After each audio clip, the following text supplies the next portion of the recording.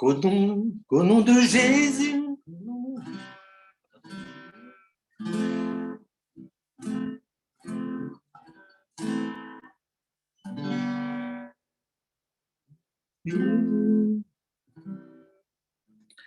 qu'au nom de Jésus vienne en nous le Saint-Esprit, ce feu d'amour qui renouvelle notre vie.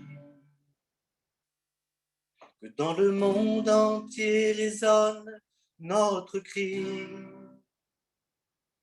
Seigneur, entends la vérité de notre oui. Viens, Esprit du Seigneur, envoie du haut du ciel un rayon de ta lumière. Seigneur, Père des pauvres, dispensateur des dons, lumière de nos cœurs.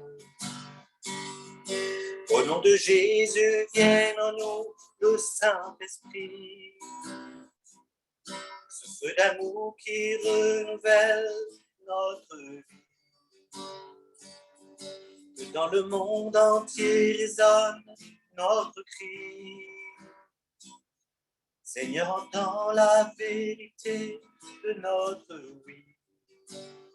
Souverain consolateur, hôte très doux de nos âmes, fraîcheur adoucissante, sois présent dans nos œuvres, donne-nous le repos, sois dans nos joies et nos malheurs. Au nom de Jésus, vienne en nous le Saint-Esprit, le feu d'amour qui renouvelle notre vie. Que dans le monde entier résonne notre cri. Seigneur, entends la vérité de notre oui. Viens, lumière bienheureuse, remplir jusqu'à l'intime le cœur de tes fidèles. Nos cœurs sont pervertis, sans ta puissance divine, que dans nos morts jaillisse la vie. Au nom de Jésus, vienne en nous le Saint-Esprit, ce feu d'amour qui renouvelle notre vie. Que dans le monde entier résonne notre cri. Seigneur, entends la vérité de notre oui. Lave ce qui est souillé, baigne ce qui est tari, guéris nos cœurs blessés, rends-nous dociles à toi, endroit notre chemin, embrasse ce qui est froid. Au nom de Jésus, vienne en nous le Saint-Esprit, ce feu d'amour qui renouvelle notre vie. Que dans le monde entier résonne notre cri. Seigneur, entends la vérité de notre oui. Ceux qui ont la foi, qui en toi se confient, dépose tes dons sacrés, donne mérite et vertu, donne le salut final, la joie éternelle. Au nom de Jésus, vienne en nous le Saint-Esprit, ce feu d'amour qui renouvelle notre vie. Que dans le monde entier résonne notre cri. Seigneur, entends la vérité de notre oui. Oh, oh, oh, oh, oh, oh, oh,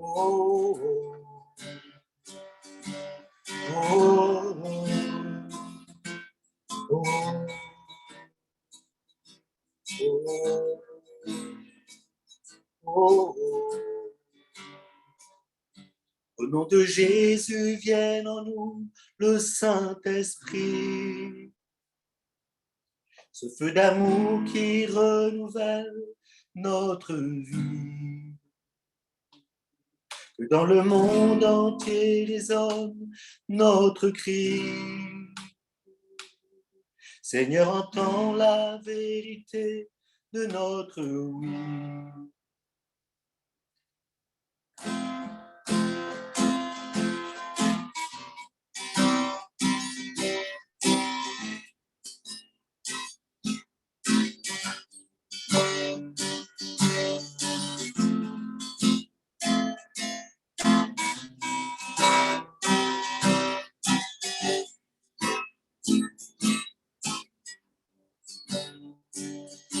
Yeah.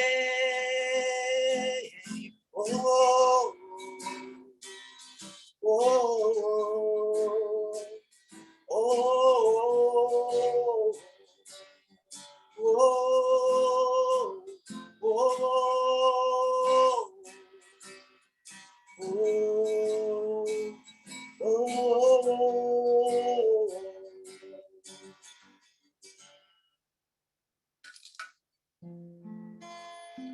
Smalakoya la la te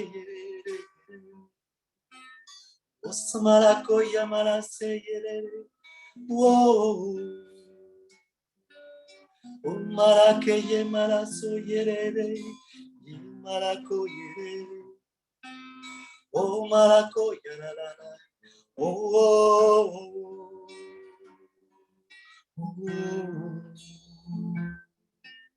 oh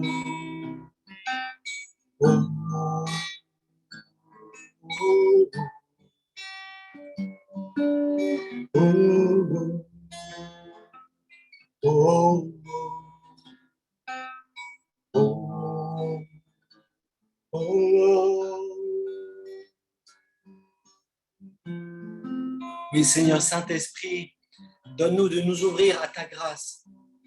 Donne-nous de nous ouvrir, d'accueillir le royaume en nous. Car nous sommes, Jésus a fait de nous des co-héritiers avec lui. Et les promesses du royaume nous appartiennent, mais il faut que nous nous en emparions dans la foi, dans l'espérance, dans la charité.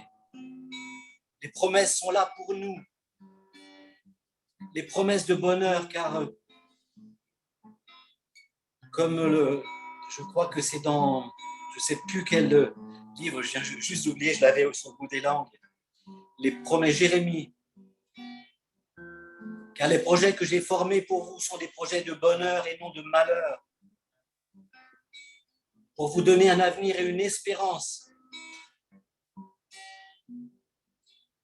Oui, Saint-Esprit, donne-nous d'entrer dans ce royaume promis par Jésus, qui est déjà présent au milieu de nous, qui est déjà là. Oh, ya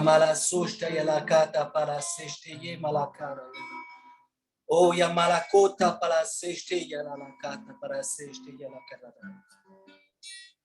Oh, malakota para seste ya la kata para seste ya la. Oh, ya malaseste ya la kata ya la.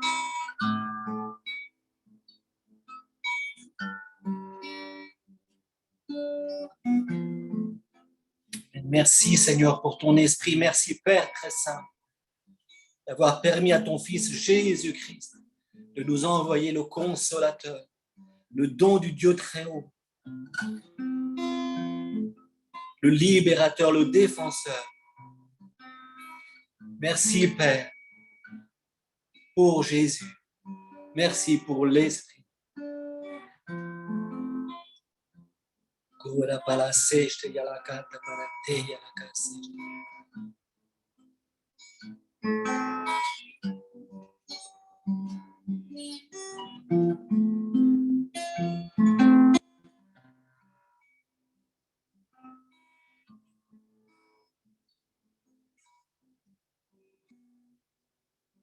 Au nom de Jésus, vienne en nous le Saint-Esprit.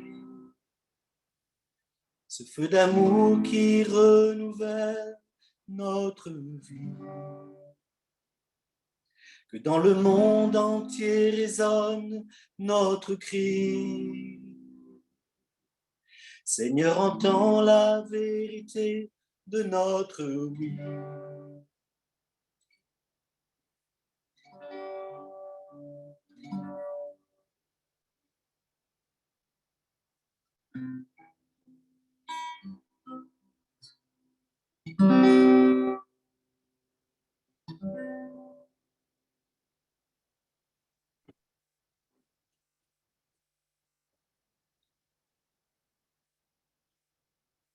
Amen. Amen. Amen, amen. Merci beaucoup, merci Paquito. Merci à l'Esprit Saint qui a pris possession de nos Amen. cœurs, Amen. de nos lieux, de là où nous sommes. Le Saint-Esprit remplit notre lieu, remplit de sa présence notre temps de partage, d'enseignement. Merci Seigneur Esprit Saint, merci. Sois béni, tu es Sois glorifié. béni, Seigneur Esprit Saint. Amen. Oui, chers frères et sœurs, là où vous êtes, vous pouvez élever la voix, hein, même si on ne vous entend pas de chez vous, et remercier le Saint-Esprit pour sa puissante présence au milieu de nous ce Amen. soir. Amen. Dites merci, Seigneur Esprit Saint. Merci, Seigneur Merci Esprit pour ce Saint. que tu vas faire au milieu de Merci. nous ce soir. Amen. Merci, Saint-Esprit. Merci. Merci Amen. pour ta présence, pour ton Amen. agissement au Shaddai. milieu de nous ce Amen. soir. Merci. Merci, Paraclet. Amen. Béni sois-tu, Seigneur Béni Esprit Saint. sois-tu, Seigneur. Merci. Amen. Et le Saint-Esprit, justement, le Seigneur, quand il faisait son ascension, il a dit, ne soyez pas tristes, je monte vers mon Père et je vous enverrai le Paraclet, le Saint-Esprit. Lui, il sera avec vous tous les jours jusqu'à la fin des temps. Il va tout vous apprendre, tout vous enseigner, il va tout vous inspirer. N'ayez pas peur. Et le Saint-Esprit, justement, pour entrer pour commencer avec joie ce temps de carême, c'est vraiment un temps de grâce. Le temps de carême, ce n'est pas un temps de tristesse, mais c'est un temps de grâce et c'est un temps où le Seigneur vraiment veut nous renouveler, veut faire de nous des êtres nouveaux, des enfants nouveaux, veut enlever les vieux habits de notre vie pour nous revêtir des habits d'enfants de roi.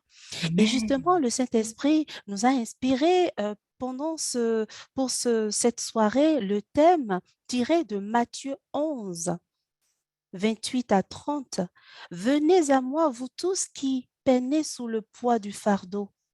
Et je vous laisse continuer le reste. Nous connaissons tous ce beau verset.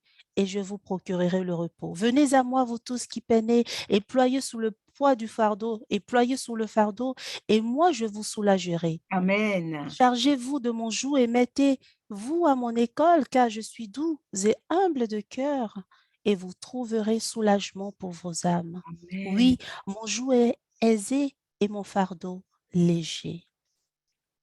Voilà, c'est sur ce verset que nous allons nous appesantir ce soir et laisser la parole à celle qu'on ne présente plus, à la missionnaire, à la disciple missionnaire du Saint-Esprit qui se laisse conduire avec docilité par l'Esprit Saint, la sœur Isabelle Plia Aubenas. Merci d'avoir accepté partager ce temps avec tes frères et sœurs. Je te laisse la parole. Amen. Amen, amen, amen. C'est un jour de joie, c'est un jour de victoire, c'est un jour d'allégresse. Je ne sais pas de vous, de moi, la joie de qui est plus grande. Moi qui suis faible et petite et qui me laisse porter par le Saint-Esprit, ou vous qui allez repartir rempli, il va vous donner une mesure secouée, tassée, débordante de son amour, débordante de ses grâces. Nous sommes comme ce peuple qui était là, une foule nombreuse, qui étaient assoiffés, qui avaient faim, quand Jésus était de son vivant et marchait dans les rues de Jérusalem. Et ils étaient comme un peuple sans berger. Et qu'est-ce qu'il a fait? Eh bien, il les a enseignés longuement avant de leur donner le pain. Et ce soir, il va faire de même. La miséricorde de Dieu est telle que nous sommes vraiment heureux de savoir que le chant qui nous a été donné, c'est que le Saint-Esprit, il est descendu en chacun de nous. Nos cris sont montés. Nous sommes à peu près 90, mais chacun de nous a une famille, des frères, des sœurs. Nous portons dans nos cœurs des bien-aimés. Eh bien, c'est à eux tous que cette bonne nouvelle ce soir sera donnée, puisque nous allons relayer. Je me réjouis parce que le thème qui nous a été donné ce soir réunit la plénitude des dons de Dieu pour nous. Je me dis qu'il nous demande de nous décharger de nos fardeaux, de nous faire contenants pour qu'ils puissent se faire torrent. Pâques, c'est l'avènement, c'est le sommet de notre foi. Et quand qui dit sommet, un père ne peut que venir avec les bras chargés de cadeaux. Mais si nous sommes lourds, si nous sommes encombrés, comment les cadeaux vont-ils nous remplir? Nous n'aurons pas les mains vides. Et voilà pourquoi, dans sa miséricorde infinie, il nous demande, vous tous qui peinez, qui ployez, venez, je vous soulagerai. Venez, je vous consolerai. Et je bénis d'autant plus le Seigneur que cette consolation qu'il va nous donner n'est peut-être pas celle à laquelle nous nous attendons. Il va peut-être dérouter notre entendement et des forteresses que l'ennemi avait mis dans nos raisonnements.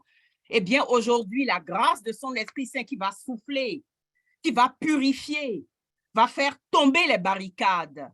Je nous demande de faire tomber tout ce que nous avons comme compréhension des fardeaux et de ce que Dieu veut faire pour nous. Nous avons souvent la tentation de vouloir une résurrection sans la passion. Mais la vie n'est pas ainsi faite. Et nous entendons le Christ nous dire ce soir des choses assez déroutantes qui vont remuer notre être intérieur. Mais c'est parce que il va y avoir du ménage. Les forteresses ennemies vont être ébranlées parce que mon peuple périt faute de connaissance.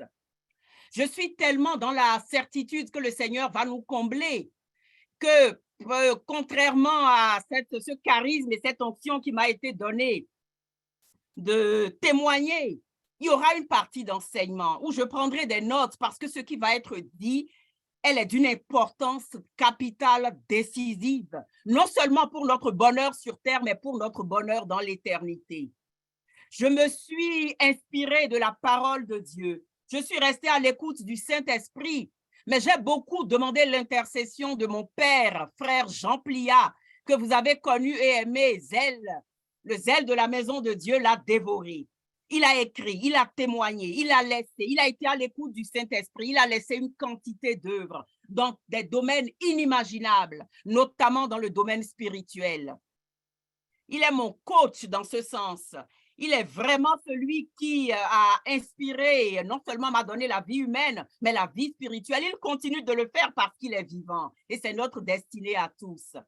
Donc, je me suis inspirée des livres qu'il a écrits et des enseignements qu'il a donnés pour ce thème déterminant. Nous avons tous des fardeaux. Nous ployons des fardeaux insoupçonnés dont je vais vous révéler la nature et vous verrez comment est-ce que l'ennemi nous maintient en esclavage. Que nous n'avons même pas idée de la nature des fardeaux qui nous empêchent d'être libres pour rentrer dans la plénitude des dons de Dieu. Il est un Dieu d'amour. Donc, nous allons vraiment demander l'onction de l'Esprit Saint comme nous l'avons demandé dans le chant, sur tout ce qui va être dit, sur les ondes, sur vous, sur moi, parce que ce sera glorieux. La gloire de Dieu va se donner, manifester. La gloire de Dieu, c'est l'homme vivant. Et nous allons nous relever ce soir et entamer la marche avec celui qui n'a pas voulu faire sans nous. Il a voulu nous entraîner dans cette coopération. Et nous verrons que le fardeau dont nous nous déchargeons, ce n'est pas une situation où nous lui laissons tout faire. Il a besoin de nous. C'est cela l'amour. L'amour ne force pas. Donc, nous allons prendre la parole de Dieu de ce soir à partir du verset 25, parce que ce qui précède est toujours très important, est révélateur de ce qui va être donné, de la quintessence de ce qui va nous être dit. Matthieu donc au chapitre 11, verset 25. En ce temps-là, Jésus prit la parole et dit, et ce soir, ce temps-là, c'est ce soir, j'espère que tu en as conscience, au moment favorable, donc ce soir, où que tu sois, Jésus prend la parole et te dit, écoute la prière qu'il fait à son Père ce soir, pour toi, pour moi, pour toute l'humanité. Père, Seigneur du ciel et de la terre, je proclame ta louange. Je proclame ta louange.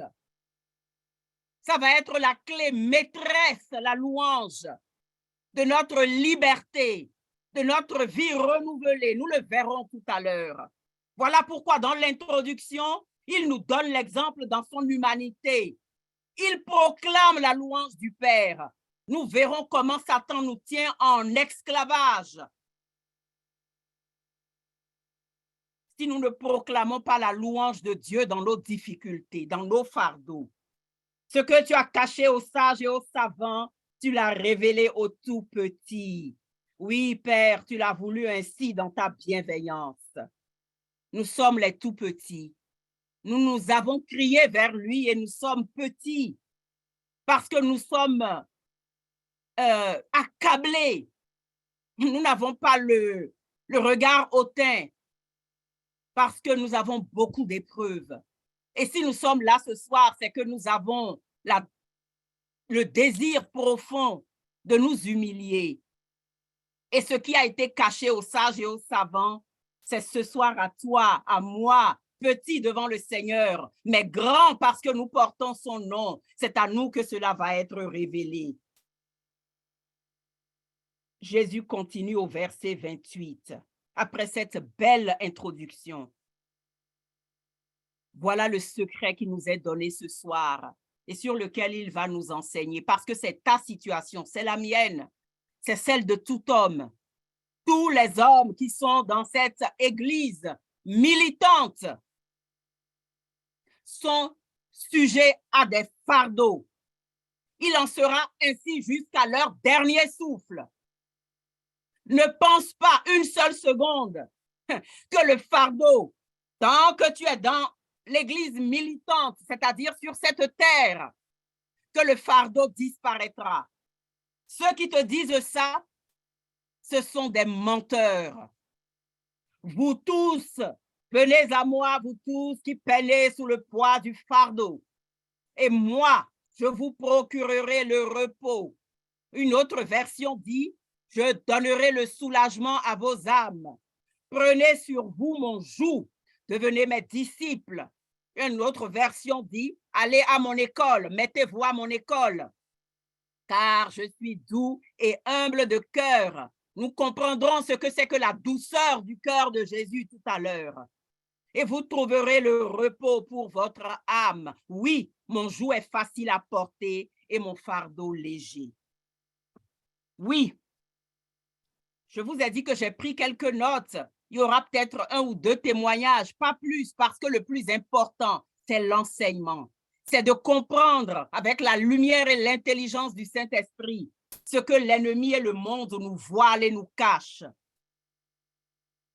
Mais nous comprendrons et nous verrons tout à l'heure que même les situations créées par Satan, nous pouvons, nous appuyant sur la parole de Dieu, triompher. Quels sont les différents types de fardeaux et de souffrances que nous pouvons vivre dans notre vie d'homme, dans cette église militante où nous sommes? D'abord, je voudrais faire une différence entre le fardeau et la croix issue de la souffrance. Le fardeau, c'est tout ce qui pèse sur nous dont nous ne sommes pas responsables, dont les autres sont les causes, dont les circonstances sont les causes. J'allais même dire dont Dieu est la cause, parce que c'est lui qui permet. C'est ce qu'on appelle le fardeau. Ensuite, il y a les croix auxquelles nous avons également consenti, qui nous entraînent des souffrances qui sont liées au péché. Ces croix viennent de Satan. Deuxième nature de croix et de souffrance. La première, les fardeaux. Nous n'avons rien fait, nous sommes des chrétiens. relativement obéissants, pas de péchés capitaux, pas de consultation des idoles, mais nous avons des fardeaux quand même. Deuxième catégorie, les souffrances et les croix consenties à cause des péchés. Troisième catégorie, les croix auxquelles nous avons consenti, qui entraînent des souffrances et qui nous sont imposées par ce que le Christ appelle le monde. Vous êtes dans le monde, mais vous n'êtes pas du monde. Le monde dans lequel nous vivons, qui ne vit pas selon les principes évangéliques. Et enfin, catégorie essentielle, les fardeaux liés à notre chair humaine. Ces fardeaux et ces croix, nous verrons comment Jésus nous demande de nous en libérer. Alors, petite explication de texte. Le joug, c'est quoi? J-O-U-G. C'est un instrument de travail agricole en bois qui permet de conduire les bœufs. Deux bœufs sont associés pour un rendement meilleur. Ils travaillent en équipe. Souvent, il y a un bœuf qui est paisible, fort, calme, et l'autre bœuf, on lui attelle un deuxième bœuf qui est plus jeune, un peu excité, qui est rétif. Si bien que ce qui va se passer, c'est que le bœuf qui est fort et solide, pacifique, lui, il va entraîner l'autre qui est obligé de suivre, pas pour le bousculer, mais pour le discipliner, le canaliser, le conduire dans le bon sens. Lorsque Jésus nous dit de prendre sur lui son joug, c'est qu'il veut nous indiquer que notre bonheur dépend de celui avec qui on est associé. Voilà. S'il dit de prendre le sien, ça veut dire qu'il y a d'autres jougs. Il y a forcément d'autres jougs. Le joug du péché est celui de Satan et le joug du Seigneur. Alors, quel est le joug du péché? Quel est le joug de Satan? Et quels sont les jougs de ce monde? Voilà les deux catégories. Je vais procéder à une énumération pour que vous puissiez identifier précisément ce qui est un obstacle dans votre vie à la plénitude de la vie dans le Saint-Esprit. Mais enfin, il a dit qu'il est venu, il a désiré nous donner le Saint-Esprit. C'est pour ça qu'il est venu dans le monde. C'est pour ça qu'il est mort. Je suis venu allumer un feu sur la terre. Il me tarde. Mais comment se fait-il que ce feu ne brûle pas nos cœurs? Comment se fait-il que nous soyons des chrétiens tristes? Comment se fait-il qu'à l'Église, alors que c'est le lieu de la louange, mais Dieu est là et nous sommes là en récitant des prières, pas en vivant des prières, pas d'expression, pas de le corps ne chante pas. Comment se fait-il que nous sommes toujours sous le joug du péché et de Satan? Lorsque vous décidez, par exemple, sous l'effet de la colère, de vous venger, vous refusez de pardonner, c'est comme si vous entrez sous le joug de Satan. Satan va vous proposer sa solution. Il va vous dire, venge-toi. Il va te fournir les armes. Ne te laisse pas faire. Alors que la parole de Dieu nous dit dans le livre des Lamentations que l'amertume, la rancune, c'est un poison. Les conséquences sont graves. C'est une souffrance. C'est une croix dont tu t'es toi-même chargé. Parce que le péché de la colère, qui fait partie des péchés capitaux, tu y as cédé pour 1000 raisons et tu refuses de quitter ça. Donc, c'est que tu as choisi le joug de Satan. L'ennemi ne veut pas que tu entretiennes ces mauvaises souffrances. Pense, mon frère et ma sœur, pendant que je te parle, parce que tout à l'heure, tu vas déposer tous ces jougs et tu verras la gloire de Dieu. Tout ce qui t'inquiète, à toutes les souffrances qu'on t'a fait, que les autres ont provoquées, que tu rumines, que tu couves, que tu entretiens, voilà le joug du péché qui est avec lequel tu t'es attelé. À ton insu peut-être, mais ce soir, je t'informe que tu n'as pas la liberté des enfants de Dieu. Tu n'as pas l'assurance du fils de roi. Mais enfin, dans quel royaume on a déjà vu les princes manquer de quoi que ce soit ou avoir la mine triste et déconfite? C'est pas possible. Donc, continue d'écouter. Quels sont ces fardeaux et ces jougs qui pèsent sur toi et la solution du Christ sera royale par la suite. Exemple, d'autres jougs qui sont liés au péché et à Satan et sous lesquels nous sommes dans la domination. Des gens ont été par exemple maltraités, mal reçus par un prêtre. Ils ont décidé à cause de ça, je quitte l'église catholique. Je vais aller voir des églises de location. Je les appelle comme ça parce que l'église catholique est le support et la colonne de la vérité, nous dit Timothée. Eh bien, Je ne veux plus rencontrer des prêtres. Je ne veux plus aller à la messe. Je n'ai pas besoin de la messe. Je prie dans mon cœur. Ça suffit. C'est tous une bande de pécheurs. Oui, c'est vrai. Mais il est la tête et nous sommes le corps. Et voilà, nous sommes le corps du Christ. Et c'est parce que nous sommes pécheurs que nous avons besoin de sa miséricorde. Eh bien, tu noues la colère, ton refus de pardonner, le jugement que tu fais d'une situation précise font que tu te retires de la grâce. Parce que le péché, c'est un abîme qui a été créé entre nous et Dieu. Il creuse cet abîme et jamais nous ne pouvons le franchir sans sa grâce. Nous sommes donc sous le joug de Satan. Par exemple, tous ceux qui vivent dans une richesse opulente, une société de consommation, on accumule des biens, ça devient une préoccupation. Dans les familles, il y a des discordes à cause des problèmes d'héritage, à cause de l'argent. On court, on n'a plus le temps de s'occuper des enfants. On a peur, on veut en gagner. Même si on n'en a pas beaucoup, on veut en gagner. C'est un joug parce que le Seigneur nous dit que ça te donne des préoccupations, ça te donne des soucis, ça ne te donne pas la joie et la liberté. Ces souffrances-là, ce sont des croix dont le Seigneur voudrait te débarrasser. Le joug du monde, c'est lorsque tu es dans la vengeance, le doute, et que tu veux, par exemple, dans l'orgueil, vouloir attirer l'attention sur toi, montrer qu'on est capable de ceci et de cela. C'est un joug, c'est le joug de Satan et du monde. Alors que le Seigneur, en nous parlant de son joug qui est doux et humble, nous comprendrons qu'il s'agit de la douceur de Jésus, c'est son humilité. Le joug du monde n'est pas celui de l'humilité, c'est celui de la convoitise des yeux. Je veux ci, je veux ça, jamais satisfaite. L'accumulation des voitures, des vêtements, des chaussures, alors que nous ne donnons pas aux œuvres du Seigneur. Nous donnons des piécettes à l'Église. Les œuvres de Dieu ont besoin d'être alimenté par nous parce que Dieu nous fait confiance. Quand je suis dans cette attitude de rétention, de donner le minimum, surtout pas un billet, la plus petite pièce, eh bien, je suis sous le joug du péché parce que qui donne reçoit. Le Seigneur nous a dit, donnez aux œuvres de la miséricorde et vous verrez, c'est la seule parole dans la Bible pour laquelle il nous dit, mettez-moi à l'épreuve. Dans le livre mettez-moi à l'épreuve et j'ouvrirai sur vous les vannes du ciel, nous dit-il dans le livre de Malachie. Alors, voilà le joug du péché qui nous maintient dans des fardeaux. Ce sont des fausses croix. Le Seigneur ne veut pas que nous soyons dépendants de tout cela.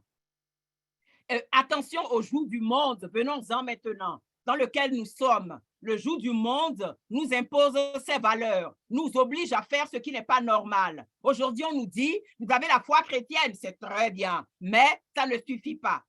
Il faut quand même ajouter quelque chose, des supports plus visibles. Par exemple, pour les Africains, rajouter la foi de vos ancêtres, la foi des pratiques ancestrales, des traditions.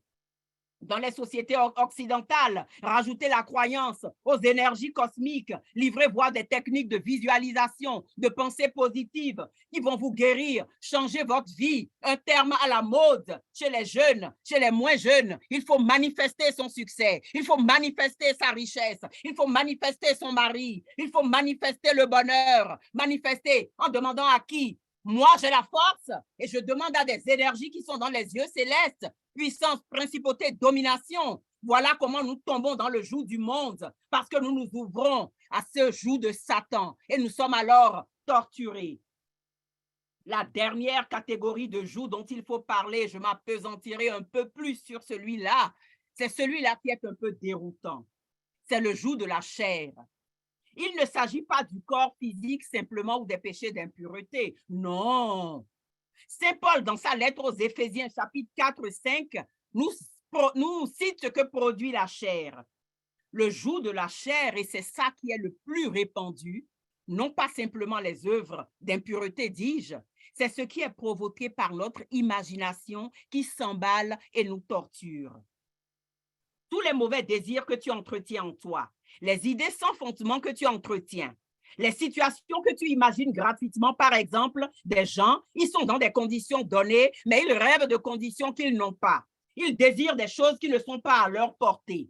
Ils ont peur de malheurs à venir. Ils s'en inquiètent au point qu'ils tremblent. C'est ce qu'on appelle l'imagination charnelle. C'est un joug destructeur. C'est un joug redoutable qui nous empêche d'être dans la joie. Mais enfin, dans la finale de Saint Jean, chapitre 17, avant d'aller à la Passion, le jeudi saint, la prière testamentaire du Seigneur. Il a prié, enfin, il nous a appris la prière de notre Père, mais écoutons la prière qu'il a faite pour nous au Père, c'est-à-dire que l'exaucement est garanti.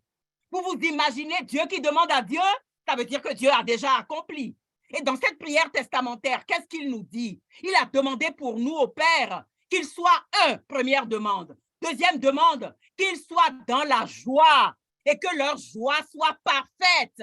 Or, quand nous sommes dans l'imagination charnelle, dans la peur, dans l'inquiétude, dans l'apitoiement sur nous, nous ne sommes pas dans la joie. La liberté que Dieu nous a donnée est de rendre vaine et nulle la prière même de Dieu pour nous. C'est le fils prodigue qui dit, je ne veux pas de tes biens, je veux ma propre vie. Mais ta propre vie est une vie de souffrance, de galère, de stress, de joie éphémère. Tu ne t'en sors pas. Mon frère et ma sœur, le secret du bonheur, je te le dirai. Le joug de Jésus qui est doux et léger, nous y venons. On se tourne alors dans cette joue de la chair vers un avenir où les choses ne se passent pas comme on l'avait imaginé. Et on quitte la grâce présente. Le Seigneur Jésus nous a dit, quand je vais être élevé de terre, je suis avec vous dans l'éternité. Mais il est là. Il n'a pas dit, je suis le Dieu qui serait. Non, je suis son nom. Et le nom qu'il a donné, je suis. Donc, il est le Dieu du présent. Il n'est pas le Dieu d'un avenir dans lequel tu te projettes et qui te rend malheureux. Dieu n'est pas dans l'avenir. Alors, nous allons consulter les démons qui ne connaissent pas l'avenir. Ce qui s'est passé, le démon le sait déjà. Voilà pourquoi son piège, quand tu vas le voir, l'astrologue, le voyant, il va te dire, ceci est arrivé. Oui, c'est déjà arrivé. Avec les puissances occultes, il peut le savoir. Mais ce qui va être dans l'avenir, non, il ne le sait pas. La destinée de Dieu pour toi dans l'Épître aux Éphésiens, c'est que tu as été créé, tu as été prédestiné pour la sainteté. Prédestiné, nous dit Saint Paul, à être le domaine particulier de Dieu. C'est à ça que tu es prédestiné. Et par la puissance du Saint-Esprit, tu l'es déjà. Mais comment se fait-il que tu fais taire cette grâce? Quand nous nous laissons emballer par notre imagination, nous quittons le présent. L'imagination charnelle, le joug de la chair qui pèse sur toi et dont tu vas prendre la décision, parce que la foi est une décision, de faire en sorte de prendre en charge sur toi la solution que je te révélerai tout à l'heure. Le joug de la chair, c'est l'affolement, l'inquiétude, les préoccupations excessives, c'est l'envie, la jalousie, la haine, le découragement, c'est le joug de la chair. Oui, tu ne le savais pas, mais voilà le fardeau qui t'empêche d'être un enfant heureux. Un enfant libre, un enfant qui marche avec un conquérant dans les lois de ce royaume. Mais enfin, mon frère, ma sœur, Apocalypse 5, l'agneau égorgé, nous dit la Bible de Jérusalem. Quand on dit l'agneau immolé, ça me paraît trop douillet. Égorgé.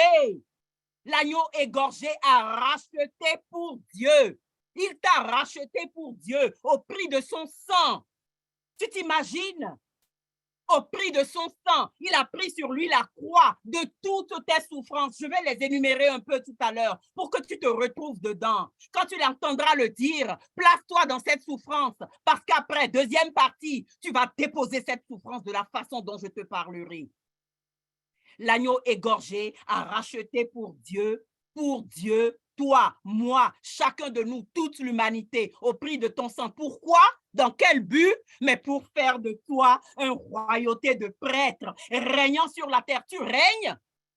Ben non, tu voles dans les basses-cours. Pourquoi? Pourquoi? Je t'assure, mon frère, ma sœur. Je demande à la sœur Immaculée, peut-être que nous allons faire une vidéo de témoignage. Parce que pendant que je suis en train de te parler, une foule de témoignages me viennent, de situations familiales, professionnelles, même face à la maladie et à la mort. Mon grand frère qui était dans le coma, condamné par les médecins, avec une assurance, ils étaient 4, en me disant, ne quittez pas l'hôpital, dans 5 minutes, c'est terminé pour lui. Et nous avons commencé à prier inlassablement. Mais nous prions comme des païens, parce que nous égrenons notre chapelet, nous supplions, tu vas guérir notre frère. Par ta grâce, guéris mon frère. Seigneur, guéris notre frère. Une famille mobilisée a demandé la guérison jusqu'à ce que l'amour miséricordieux de Dieu, parce que ma mère Le chapelet, c'est son arme de victoire. Et je crois qu'à force d'égrener son chapelet, l'Esprit Saint a permis que soit révélée la prière qui tout obtient. C'est la prière qui accepte la maladie, qui accepte l'échec. J'y reviendrai. Et il nous a été révélé au cours d'une adoration eucharistique. Je parlerai de la qualité, de la valeur de l'adoration. Ce qui se passe dans une adoration eucharistique, c'est l'univers, c'est ce qui est ébranlé devant un chrétien qui adore. Eh bien, au cours de cette adoration, l'Esprit Saint dans le cœur a dit, ah bon, donc si je ne le guéris pas, Dieu n'est pas souverain. Comment le Christ a-t-il prié à sa passion? Père, si tu le veux, éloigne de moi cette coupe, mais que ce ne soit pas ma volonté. Est-ce que vous avez accepté le coma de votre grand frère? Est-ce que vous avez dit merci parce que notre grand frère est dans le coma? Jamais nous ne l'avions dit. Nous disions, oh oui, ta puissance va le guérir. Oh oui, tu es un Dieu miséricordieux. Eh bien, à partir du moment où nous avons compris cette leçon, eh bien, nous avons commencé à dire SOS à tous les frères et sœurs de par le monde. Commencez à dire merci pour la mort qui se profile selon les hommes pour la maladie. Eh bien oui, au bout de 5 jours, dans le coma, au bout de 48 heures de cette prière de foi, d'acceptation et de louange à Dieu, parce qu'il était dans cette situation, alors que notre père venait de mourir 5 mois auparavant, que le petit frère, mon petit frère à moi, le deuxième de la fratrie de Jean Pliard, nous sommes 7 enfants, venait de mourir 3 mois après mon père, foudroyé par une crise cardiaque sur une plage. Le grand frère était dans le coma et Dieu nous demandait de le louer pour cette situation. Et quand nous avons pris l'obéissance, parce que c'est dans l'obéissance qu'il faut agir, d'obéir à cette parole, aujourd'hui il est vivant, là où je vous parle, il est à l'étage, il m'écoute et nous pouvons rendre grâce à Dieu. L'imagination charnelle, c'est donc, vous disais-je,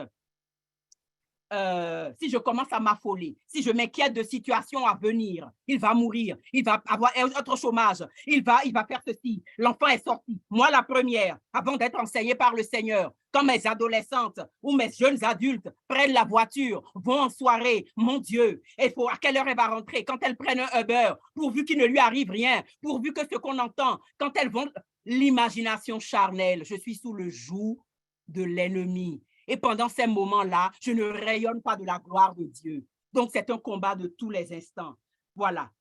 On imagine qu'on sera malheureux. Il ne faut pas vivre dans la peur et être terrorisé pour les catastrophes à venir. Quand elles arriveront, le Seigneur nous montrera ce qu'il faudra faire. Oh mon Dieu, j'ai une foule de témoignages, de situations de malheur qui sont arrivées. Et au moment où elles sont arrivées, la grâce de Dieu dans la prière a révélé le moyen de faire autrement. Des situations financières, des comptes en banque où il y avait des découverts à n'en plus finir. La grâce de Dieu dit, le salaire qui vient, eh bien, donne-le à des œuvres. Donne 90% du salaire à ces œuvres. C'est effarant. Et après, le Seigneur remplit les greniers. Jusqu'aujourd'hui, je ne manque d'aucun bien. Il y a des formes de fardeau c'est les gens qui pleurent trop sur leur vie, qui s'apitoient sur leur situation. C'est un fardeau, c'est un piège. Même si ça ne t'est pas, tu n'as rien fait pour provoquer cela, ce n'est pas la peine de t'apitoyer. Qui se replie sur eux. C'est un grand péché contre l'amour de Dieu. Cet apitoiement, cette peur, ce doute, c'est l'enfer déjà commencé. Comme je dis, c'est la folle du logis. On n'en dort pas, on vit avec, on a peur, on est terrorisé. Et ce sont des chrétiens qui sortent de l'église, à peine sortis. Ils ont en eux le Dieu vivant, le créateur du ciel et de la terre. Prie pour moi, prie pour moi, prie pour moi. Et ça ne va pas. Mais Dieu est en toi. C'est le piège de l'ennemi. Est-ce qu'on m'aime? Est-ce qu'on va se souvenir de mon anniversaire? Est-ce qu'ils vont penser à moi? Ils n'ont aucune parole d'espérance, constamment l'apitoiement. Oui, voilà les situations qui constituent des fardeaux pour nous. Je vais m'arrêter là et passer au plus important, à la bonne nouvelle que le Christ nous a donnée. Voilà, les fardeaux pour nous, je les cite encore un peu. Souffrance de santé, souffrance d'argent, souffrance de relation avec les autres, de solitude, désir de se marier, souffrance de célibat, de trahison, de déception par rapport à nos attentes déçues par la faute des autres. Oui, souffrance à cause des propositions que nous font le monde. Attitude de remerciement, nous devons l'avoir dans la consommation ininterrompue d'antidépresseurs. On va voir des voyants, on va voir des sectes, l'évangile de la prospérité qui nous permet une vie où il n'y a pas de croix. Il y a eu la résurrection, mais la passion, où est-elle? Négatif. C'est pas possible, nous dira le Christ. Eh bien, on va vers des des sectes qui nous proposent des arts énergétiques, mais même dans lequel participent des moines, me dit-on. Mais c'est l'art énergétique avec des bouddhistes où on redemande dans l'énergie, dans les airs, de se recentrer sur soi. On fait des exercices, on adopte ces solutions. Si vous le faites, vous ne louez pas le Seigneur. Vraiment. Et lorsque le monde vous propose ces solutions, le diable va s'en mêler et c'est sous le joug du diable que vous êtes. Hein? On propose aux jeunes des solutions d'évasion, la consommation de drogue, d'alcool tout à fait régulier. Vraiment, on peut se défouler dans un plaisir. C'est pas méchant, c'est rien. Tout m'est permis, mais tout ne m'est pas profitable. Tout m'est permis, mais je ne me laisse dominer par rien. Dans cette situation, c'est Satan qui veut s'associer à nous, qui veut nous conduire. C'est un très mauvais attelage. Alors que qu'est-ce que Jésus nous dit? Et j'y viens. La solution du Seigneur, celle qu'il nous propose, qui est le thème fondamental de notre rencontre d'aujourd'hui, parce qu'après avoir dénoncé les pièges de l'ennemi, maintenant, écoutons la parole de vie, la consolation du Seigneur. Venez à moi, vous tous qui peinez sous le poids du fardeau. Moi, je vous procurerai le repos. Prenez sur vous mon joug. Devenez mes disciples. Mettez-vous à mon école. Mon école est l'école de la douceur et de l'humilité de cœur. Et là, vous trouverez le repos, le soulagement pour votre âme, parce que mon joug est facile à porter et mon fardeau léger. La solution du Seigneur, c'est le Seigneur lui-même. Il est le bœuf, pour reprendre l'image agricole, paisible, tranquille, mieux. Il est le Seigneur de l'univers. Il a créé le ciel et la terre. Il a décidé que l'ennemi était vaincu. Il a traîné sous son cortège de la croix les puissances de l'univers. C'est à ce bœuf-là que tu dois être attelé. Il te le dit, viens à moi. C'est la garantie 100%, mon frère et ma sœur, d'une vie comblée. Comblée. Je n'ai pas dit sans épreuve et sans souffrance. Une vie où tu es dans la joie que nul ne peut t'enlever. Mais c'est une joie qui ne peut pas dire non à la croix. Le fardeau, ce sont les situations difficiles qui ne proviennent pas de nous, ai-je dit, dont les autres sont les causes. Et même que Dieu permet des fois, mais il a promis de nous soulager, de nous donner le repos. Pourquoi le fardeau et le joug du Seigneur est léger? Mais parce que c'est le joug de l'amour. Enfin, l'amour ne s'impose pas. C'est une association, mais que dis-je? Il n'est pas simplement associé à nous comme deux bœufs. C'est une alliance. C'est une alliance d'amour. C'est extraordinaire. Et dans l'amour, c'est les deux qui se donnent le consentement dans le mariage. Ce n'est pas le prêtre qui parle à la place des époux. Le Christ a dit oui jusqu'à aller sur la croix. C'est pour que tu aies la vie qu'il a donné la croix. C'est pour que tu aies la vie que Dieu le Père s'est laissé crucifier en son Fils. C'est pour que tu aies la vie que l'Esprit qui est amour a accepté que l'amour miséricorde soit livré, massacré, insulté, injurié, les pires souffrances. Nos souffrances qu'il a portées, ce n'est pas une agglomération arithmétique de toutes les souffrances du monde, non. C'est la quantité, la valeur. Ce n'est pas la quantité, c'est l'intensité de la souffrance. Il a tout porté sur la croix. Il n'a pas dit non. Père, j'accepte. Il a dit à Satan, arrière Satan. Il a dit à Pierre, arrière Satan, parlant de Pierre, alors qu'avant il lui avait dit, tu es Pierre et sur cette pierre je bâtirai mon église parce que le Père t'a désigné dans ma prière comme étant le chef. Et pourtant, il a eu à dire à Pierre, quand Pierre voulait l'empêcher d'aller à la croix et de nous sauver définitivement et de nous donner le bonheur dès cette terre et le bonheur éternel, il a dit à Pierre, là dans ta pensée, tu es sous le joug de Satan. Arrière de moi, ne vais-je pas boire la coupe que le Père m'a donnée? J'ai désiré d'un grand désir, aller donner à mes frères, à toi, ma sœur, mon frère, à l'humanité entière qui lui dit oui, le bonheur.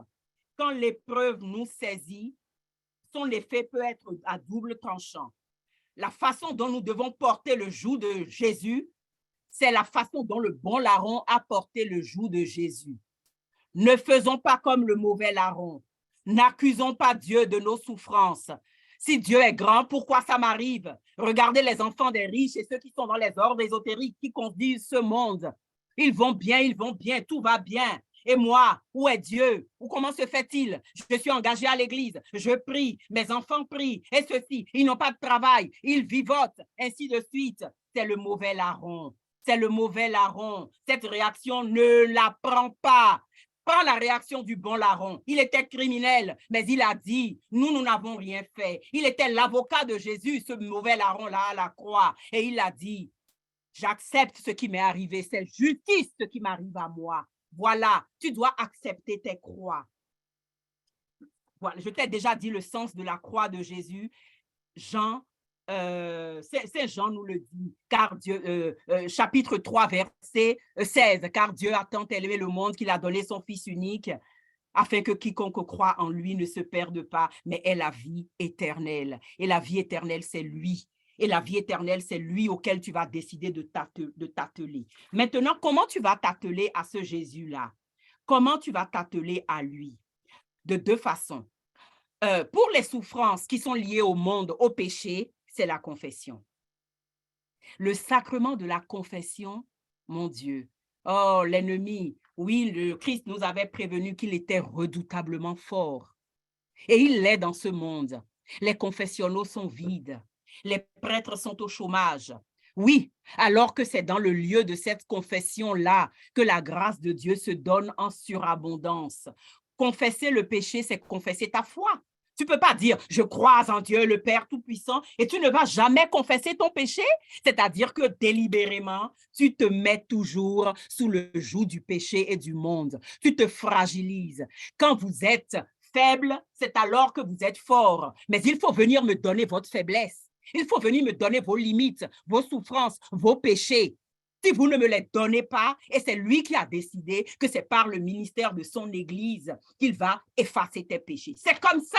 Je ne peux pas te dire autrement. Comment font ceux qui ne sont pas à l'Église? Et je ne sais pas. La miséricorde de Dieu s'occupe d'eux, mais le chemin le plus royal, c'est celui qui nous a indiqué. Mais enfin, à la résurrection, la finale de Saint Jean, c'est remarquable. Lorsqu'il rentre, il était là, ils étaient là, il vint, il était au milieu d'eux. Après avoir été à côté des disciples d'Emmaüs, il s'approchait et il marchait avec eux. Il est là, il marche avec toi. Dans ta maison, dans ton travail, dans l'avenir des enfants, dans ta situation familiale, dans tes souffrances, dans tes croix.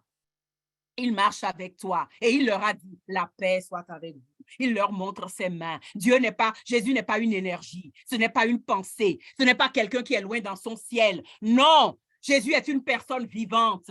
Il a dit, je suis avec vous tous les jours jusqu'à la consommation des siècles. Il a montré ses mains pour l'attester. Quoi? Toi, tu ne sens pas les mains de Jésus? Eh bien, demande à la grâce au Saint-Esprit que ces mains-là reposent sur toi chaque matin et tu verras la paix qui est dans ton cœur. Elle repose sur toi lorsque tu prends tes mains pour aller servir, lorsque tu prends tes mains pour faire les œuvres de miséricorde, lorsque tu prends tes mains pour faire l'aumône comme il nous l'a demandé, lorsque tu joins tes mains dans la prière. C'est comme ça que les mains de Jésus ne quitteront jamais ta vie et la grâce de tes enfants. Jamais. Je vous ai parlé de la dîme. Elle a réalisé des miracles dans notre famille.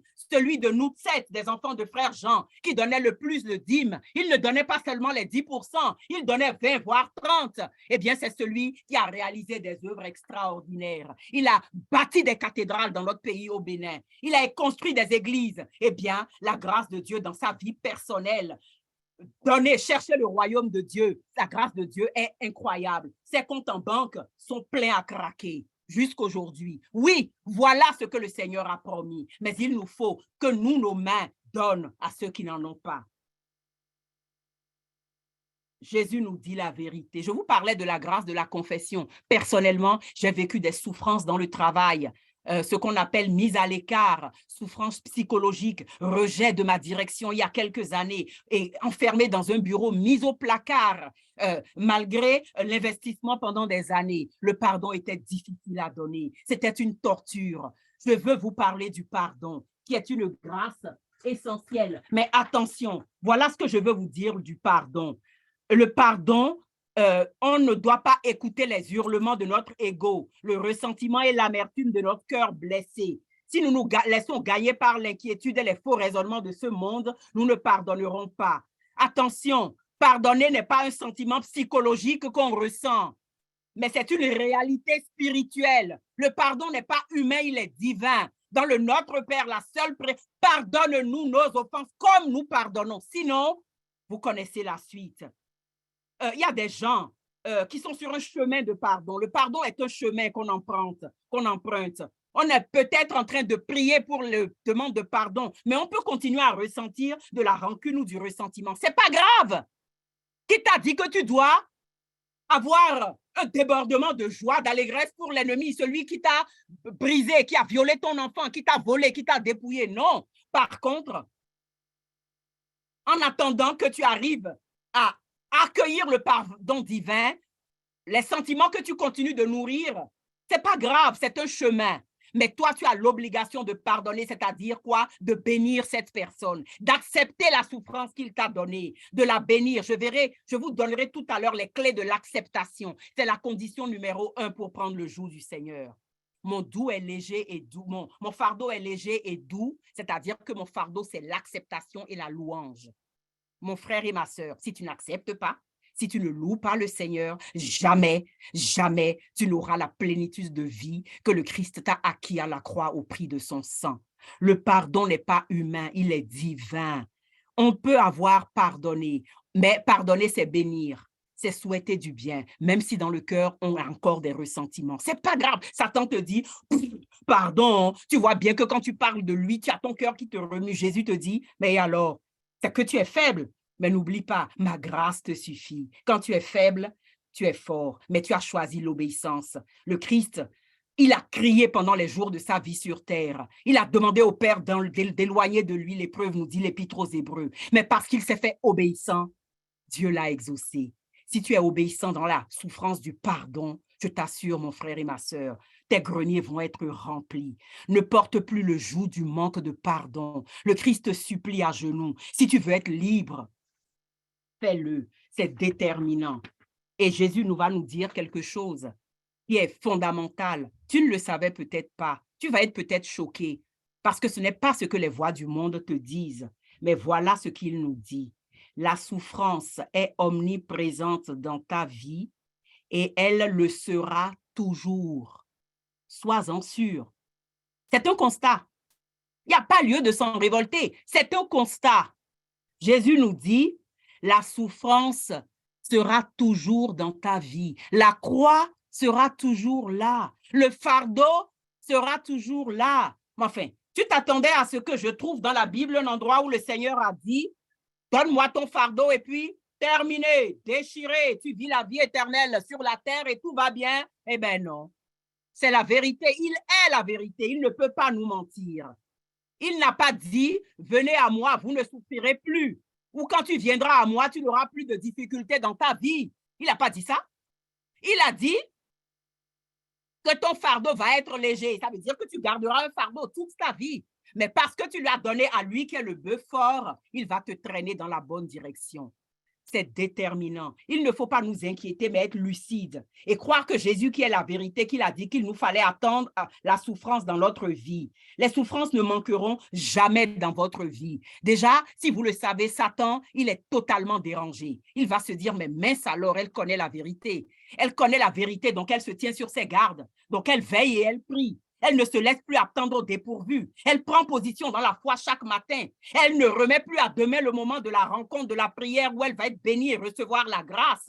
Parce que si tu la reçois, cette grâce, si tu vis dans la grâce sanctifiante, si tu te confesses régulièrement, si tu décides de proclamer la parole de Dieu sur les situations de ta vie, si tu décides de vivre l'Eucharistie, de pardonner, d'accepter les souffrances et de les lui donner, là, rien ne sera plus pareil. La victoire sera effective. La victoire sera authentique sur les souffrances. Il y en aura d'autres, mais celle que tu es en train de traverser, tu en seras victorieux. Mais à condition que lorsque tu la traverses, tu ne la rejettes pas.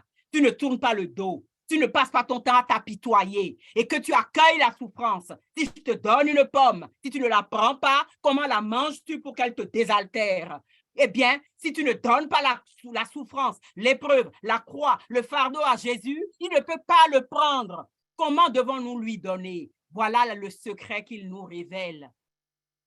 Comment devons-nous lui donner?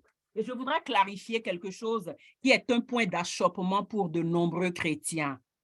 Parce qu'il y a quelque chose d'insoutenable dans l'idée de se dire que je dois louer le Seigneur pour la mort accidentelle de mon enfant, pour le nourrisson qui est mort en couche, pour mon fils, ma femme qui enseignait dans sa classe et qui a été poignardée. Je dois louer le Seigneur. Non, mais attends. Ces chrétiens-là, déjà, ils estiment que quelqu'un est ressuscité et vit avec eux alors qu'ils le voient dans un bout de pain. Mais en plus, nous dire ça, c'est qu'ils sont simplement timbrés. Oui, ce qu'il y a de fou dans le monde, le Seigneur nous l'a révélé. Et pourtant, c'est la vérité. Par contre, je voudrais éclairer ton intelligence.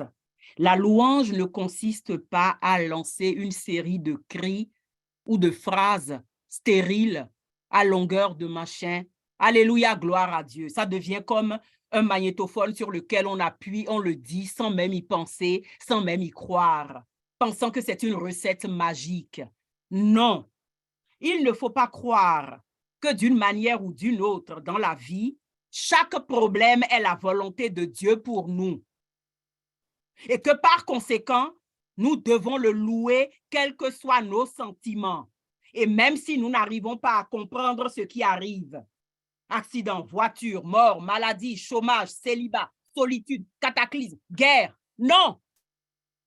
Le verset ne dit pas tout ce qui vous arrive est à votre égard la volonté de Dieu en Jésus-Christ. Donc, il faut que vous remerciez Dieu pour toutes choses. C'est pas vrai? Lis la parole de Dieu avec l'intelligence du Saint-Esprit.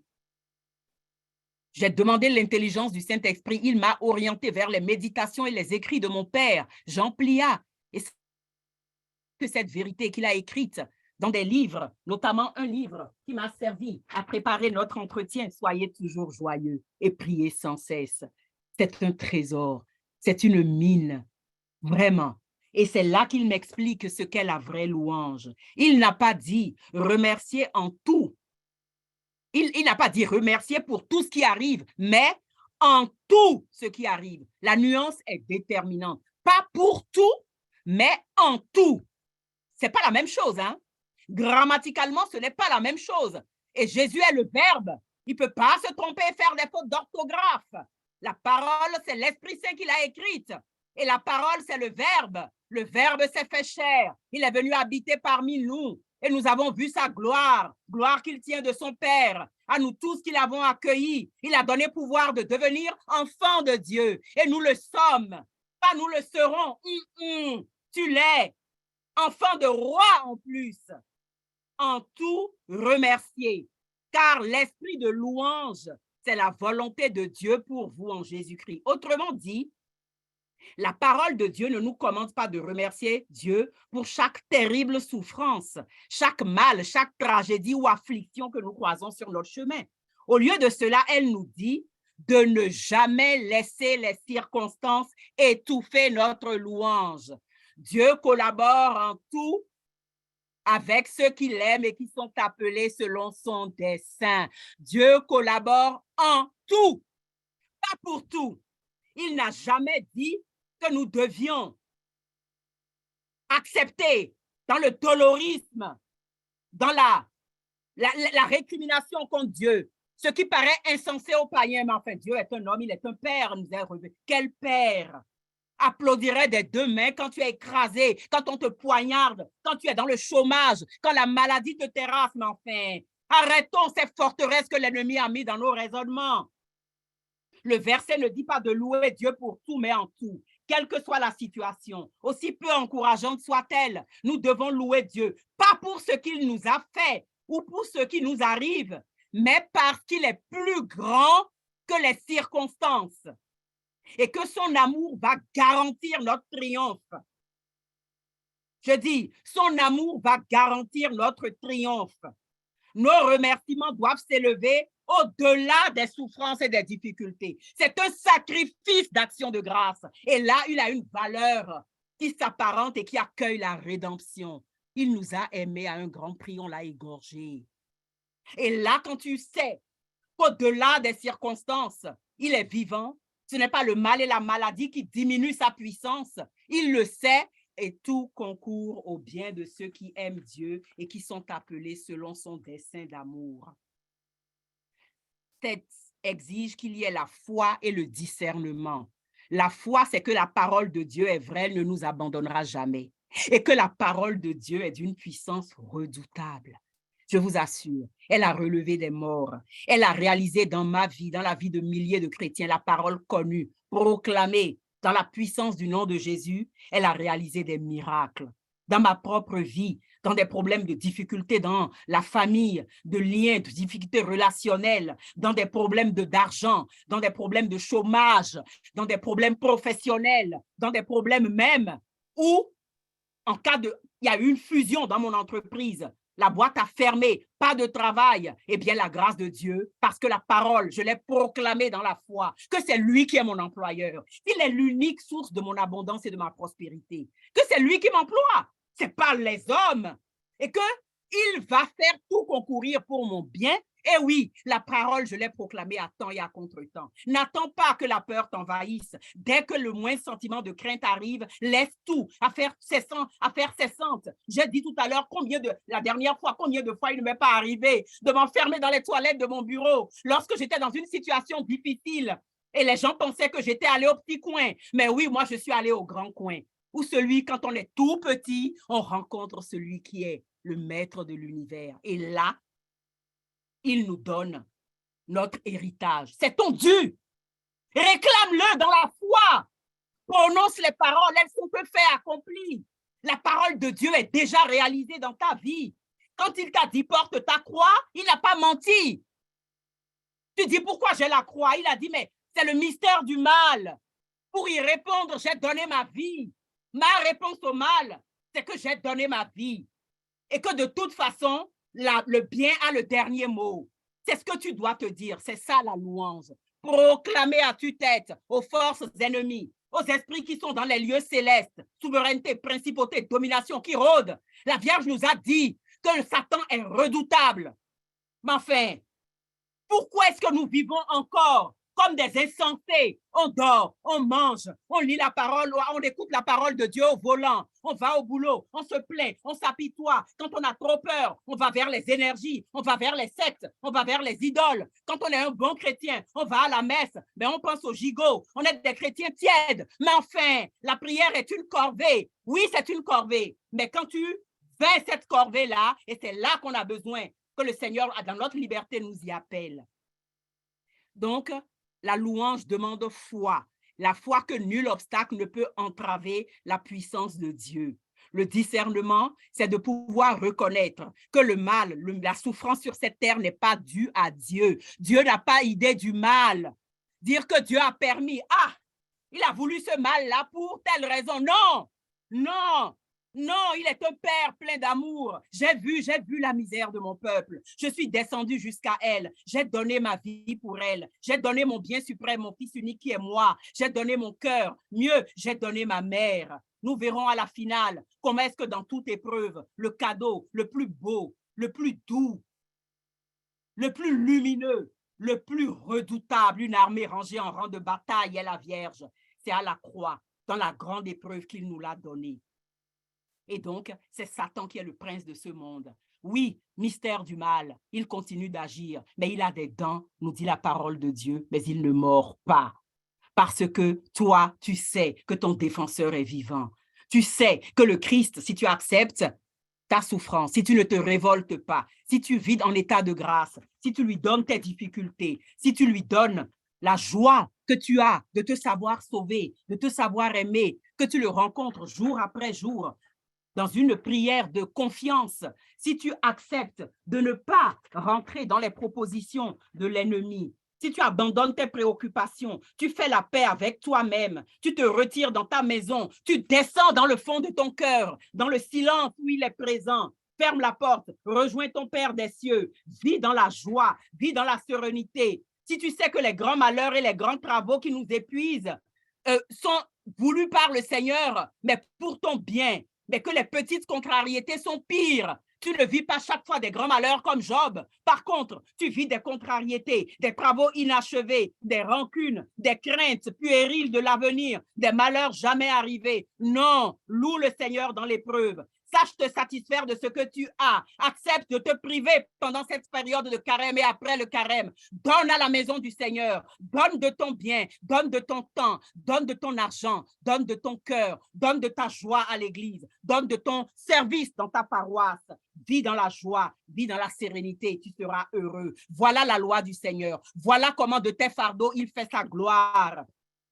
Attache-toi à la qualité des dons supérieurs. Je ferai un enseignement demain dans une fraternité sur le Saint-Esprit. Mon Dieu, je suis à genoux devant ce que j'ai dans les mains.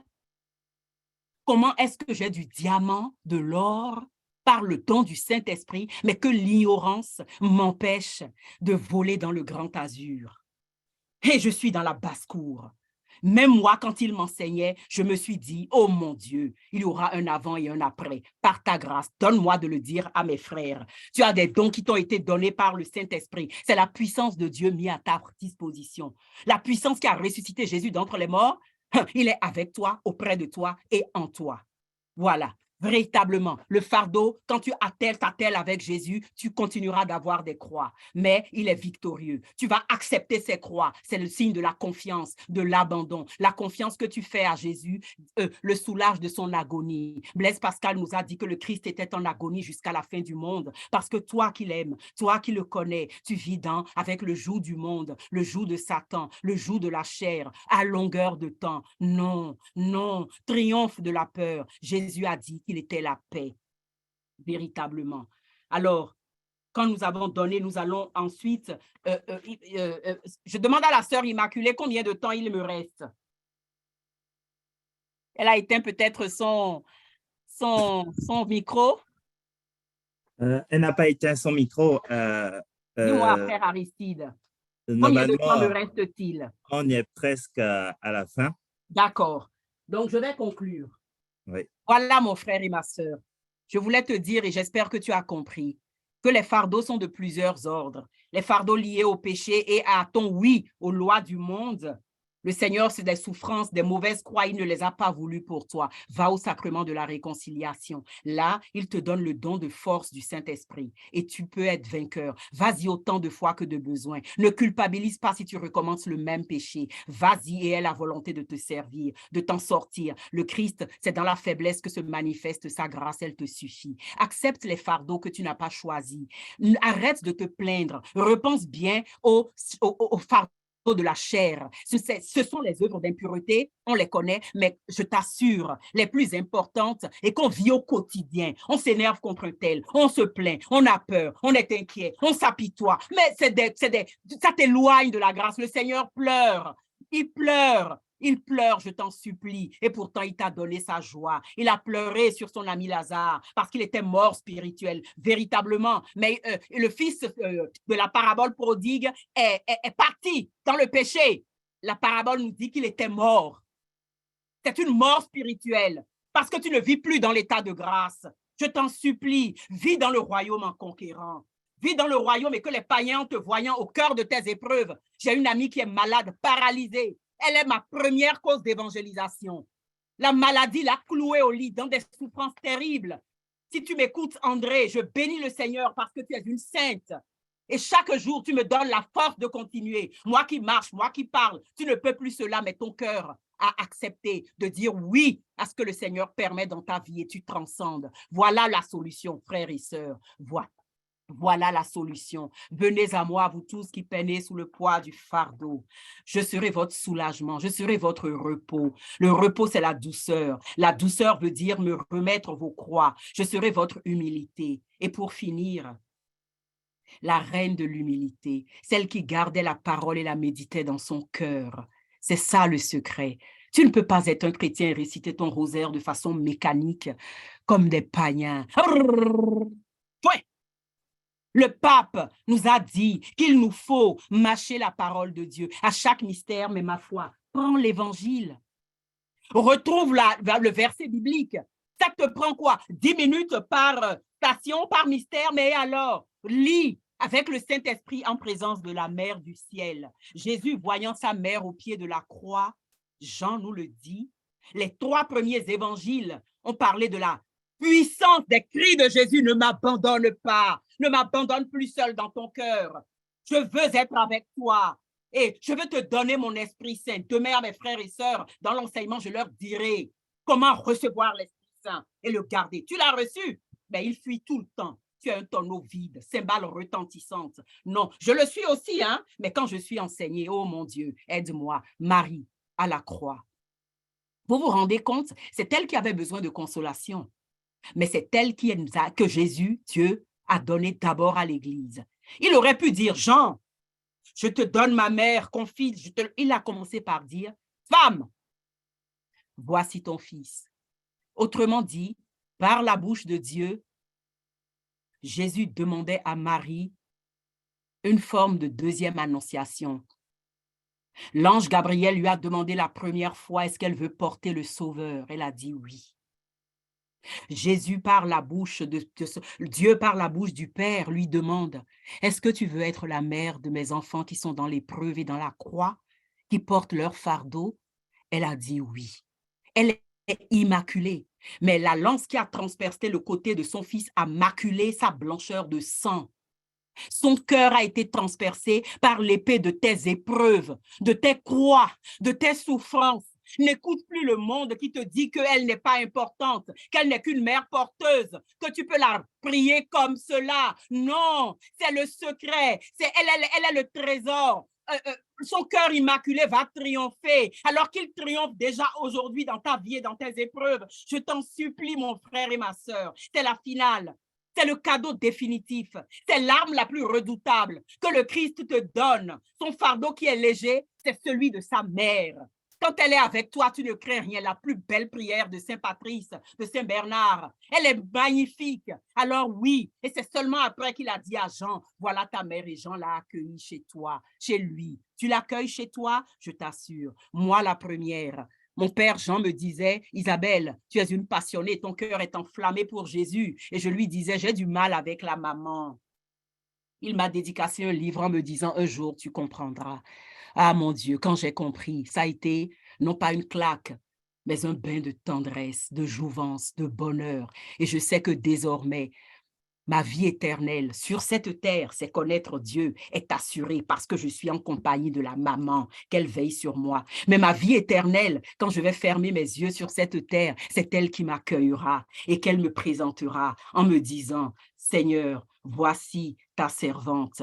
Ton enfant bien-aimé, elle a mené le bon combat, le combat de la souffrance, mais le combat de la foi, le combat du oui. Et je me souviendrai toujours de ce chant que nous chantions tout petit, en famille, priez en famille, je vous en supplie, que nous chantions en famille avec papa Jean Plia, maman Rose et nous les petits. Chaque prière du soir était conclue par ce chant.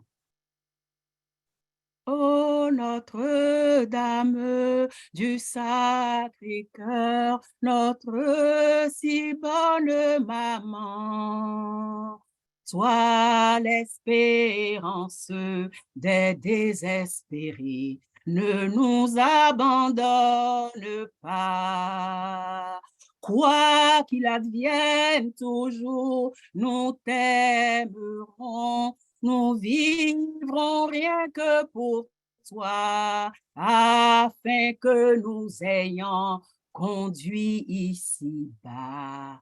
Tu sois notre joie au ciel. Amen, Maranatha.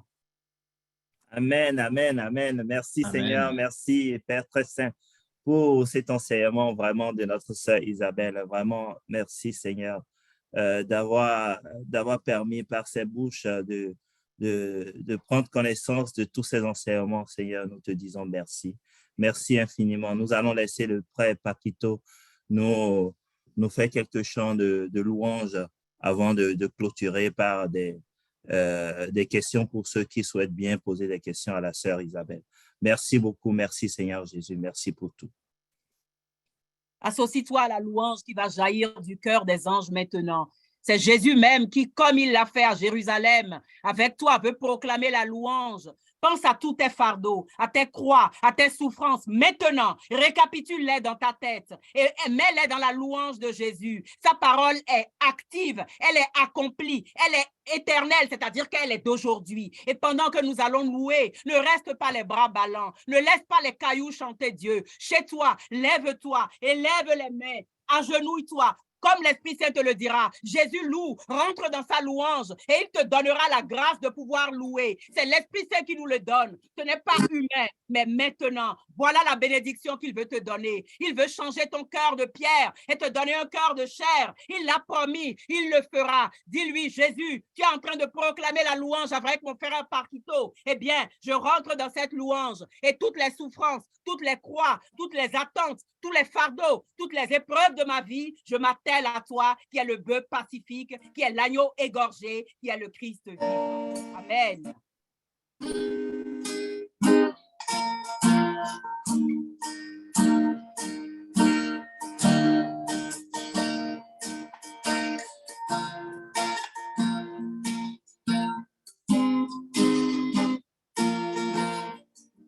Merci Saint-Esprit, que ta lumière brille dans nos demeures. Que ta lumière brille dans nos cœurs. Que ta lumière brille dans le cœur de nos familles. Que ta lumière brille. Que ta lumière brille en ce lieu. Que ta lumière brille en ce lieu. Que ta lumière brille en ce lieu. Jésus, que ta lumière brille en ce lieu. Dans tous nos lieux de vie, Seigneur, nos lieux de travail, que ta lumière brille en ce lieu. Que ta lumière brille en ce lieu. Que ta lumière brille dans ce lieu. Jésus, que ta lumière brille en ce lieu. Que ta vie rayonne dans nos cœurs, rayonne dans nos vies. Oh oui, Seigneur. Que ta vie rayonne en ce lieu. Que ta vie rayonne en ce lieu. Que ta vie rayonne en ce lieu. Jésus, que ta vie rayonne en ce lieu. Que les murs tremblent au son de nos louanges, alors que nos voix s'unissent à celles des anges. Répand sur nous ton esprit, ta puissance. Ô Jésus, que les murs tremblent au son de nos louanges, alors que nos voix s'unissent à celles des anges. Répand sur nous ton esprit, ta puissance. Ô Jésus, ton nom résonne en nos cœurs, Seigneur Jésus. Ton nom résonne en nos cœurs. Que ton nom résonne en nos cœurs. Et Malasoye, ton nom résonne en nos cœurs. Jésus, que ton nom résonne en nos cœurs. Que les chaînes tombent au son de nos louanges, alors que nos voix s'unissent à celles des anges. Répand sur nous ton esprit, ta puissance. Ô Jésus, que les chaînes tombent au son de nos louanges, alors que nos voix s'unissent à celles des anges. Répand sur nous ton esprit, ton amour. Ô Jésus, Jésus, nous chantons ton nom en ce lieu. Nous invoquons ton nom en ce lieu. Te proclamons roi en ce lieu. Tu es Seigneur des Seigneurs en ce lieu. Jésus, nous chantons ton nom dans nos vies. Nous invoquons ton nom sur nos vies. Nous te proclamons roi de nos cœurs. Ô Jésus, que ta grâce descende maintenant et vienne libérer les prisonniers. Répand sur nous ton esprit, ton amour. Ô Jésus, que ta grâce descende maintenant et vienne libérer les prisonniers. Répand sur nous ton esprit, ton amour. Ô Jésus,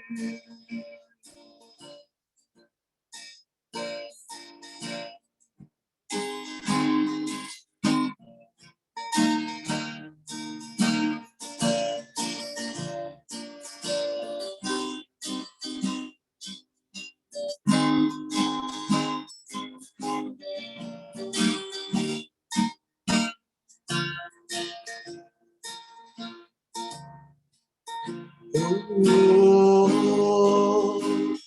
oh, oh,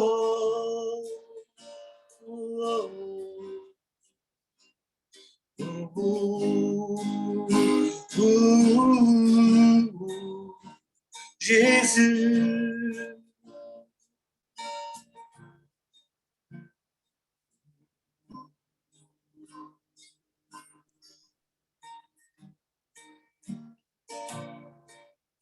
Merci pour ta grâce, Père éternel. Merci Seigneur, merci.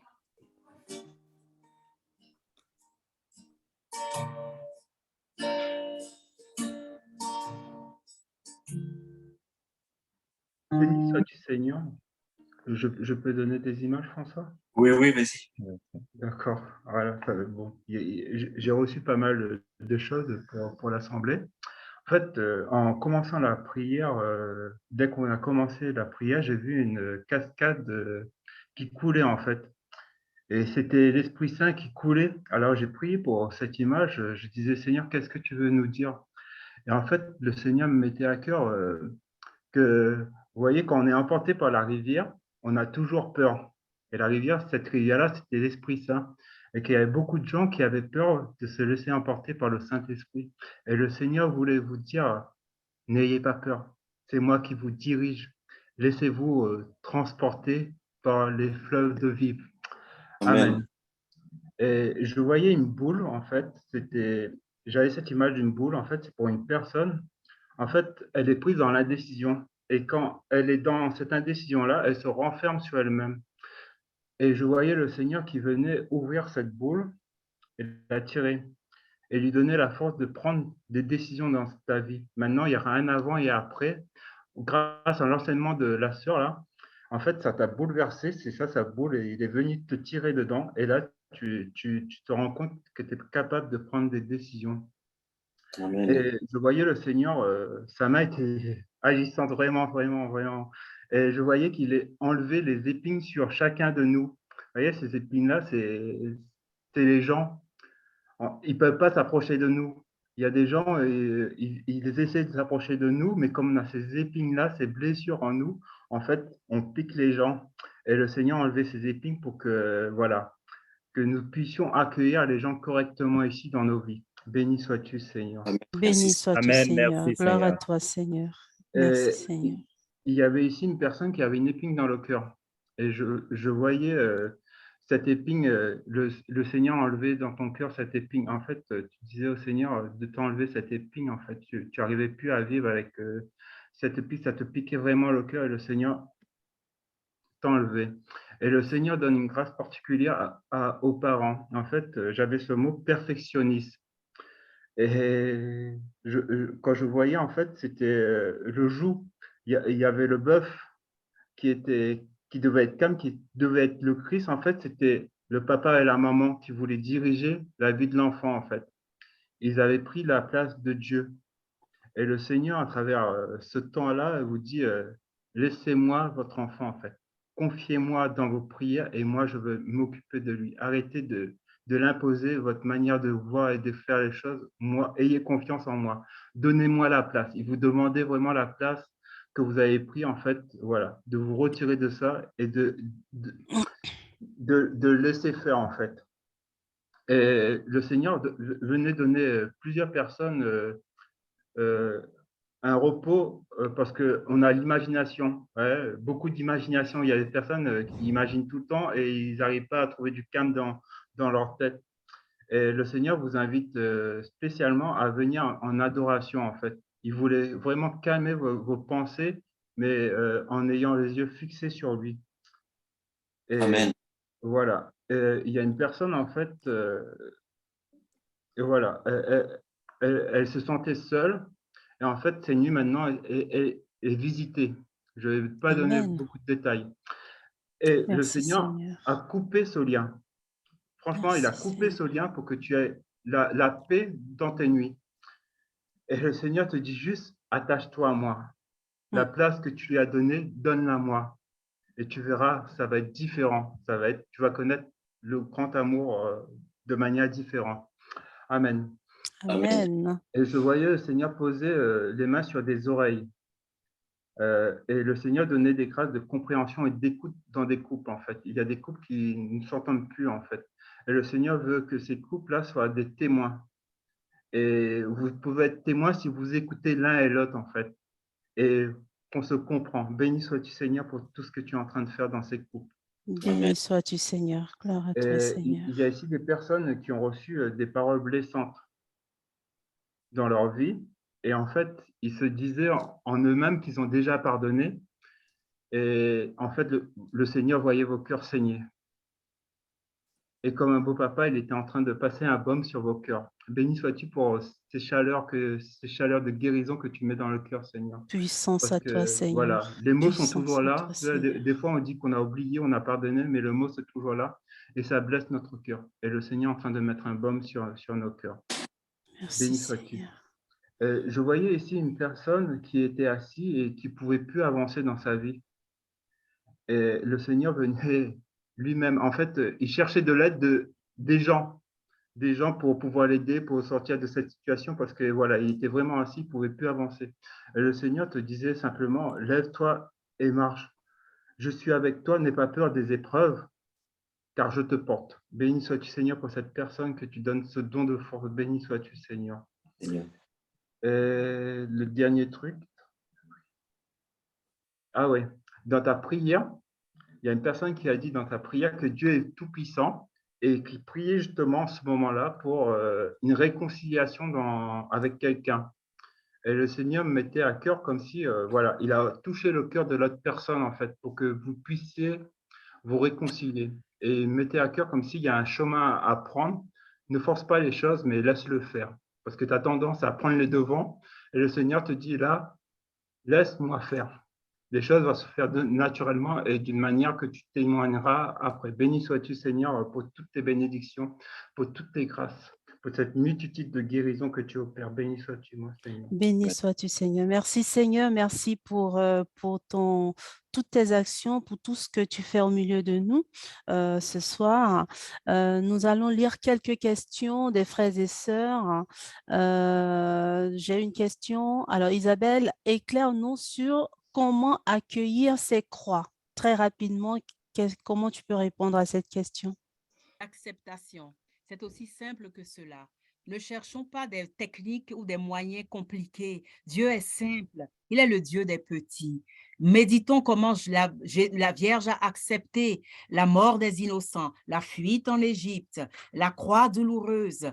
Accepter, ne pas comprendre, mais de dire oui. Accepter, c'est de dire, Seigneur, je ne comprends pas, mais je te dis oui, j'accueille.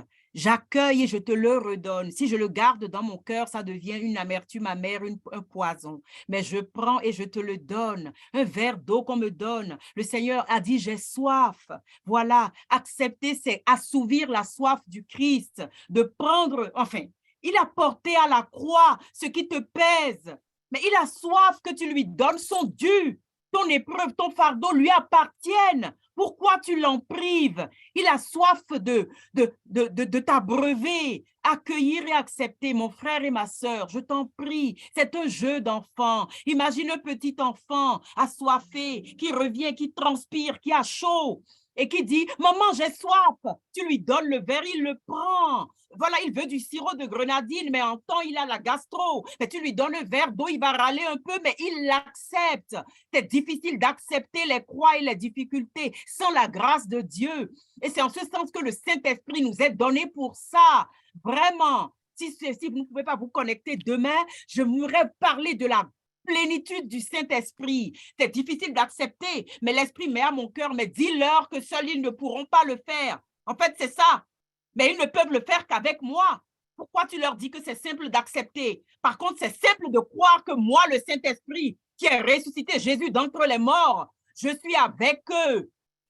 Comme Jésus sur les routes de Jérusalem. Je suis auprès d'eux, le Paraclet, leur avocat, et je suis en eux comme celui qui les mène à la sainteté et qui les rend capables d'accepter. En fait, voilà la réponse, si je dois la résumer. Oui, tu ne peux pas accepter seul, mais avec le Saint-Esprit, tout est possible. Mais enfin, avec le Saint-Esprit, Marie a engendré le Fils de Dieu. Avec le Saint-Esprit, Jésus est ressuscité d'entre les morts. Avec le Saint-Esprit, en le prenant, parce que tu l'as ressuscité, tu es chrétien baptisé, eh bien, tu pourras accepter tes croix. Et si tu ne les acceptes pas, tu es dans une impasse. C'est le secret du bonheur. Le livre que j'ai écrit, Le zèle de ta maison m'a dévoré, de Jean Plia, avant de partir en Côte d'Ivoire, sa dernière mission, le soir, la veille, à 23h30, il m'a donné un document en me disant, à mon retour de voyage, on va le commenter. J'ai découvert le secret du bonheur et ce document, c'était l'acceptation. J'en témoigne dans le livre, Le zèle de ta maison. Tu peux le trouver partout pour savoir que c'est la clé du bonheur. Mais sans le Saint-Esprit, Jean Plia est mort en aimant le Saint-Esprit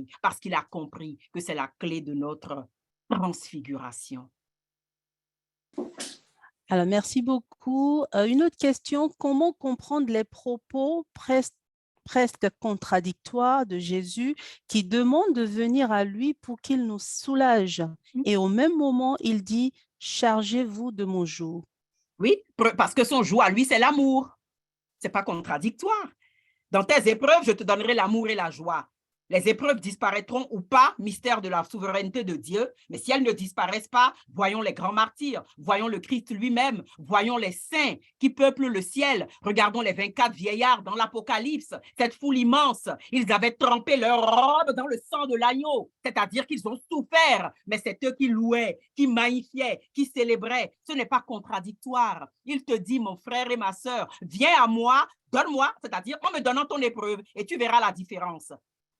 Cette croix, c'est le mystère du mal. Mais moi, j'ai pris déjà les souffrances sur toi. Et selon la nature des croix, ma volonté fait que si tu prends position dans la foi et dans la parole de Dieu, si tu vis la grâce ordinaire, sanctifiante du chrétien, ordinaire, hein, eh bien, tu vas les vaincre. Et d'autres moments, si tu n'arrives pas à les vaincre, demande-moi la grâce de l'acceptation. Et ton témoignage va transformer le monde. La souffrance offerte, elle est rédemption.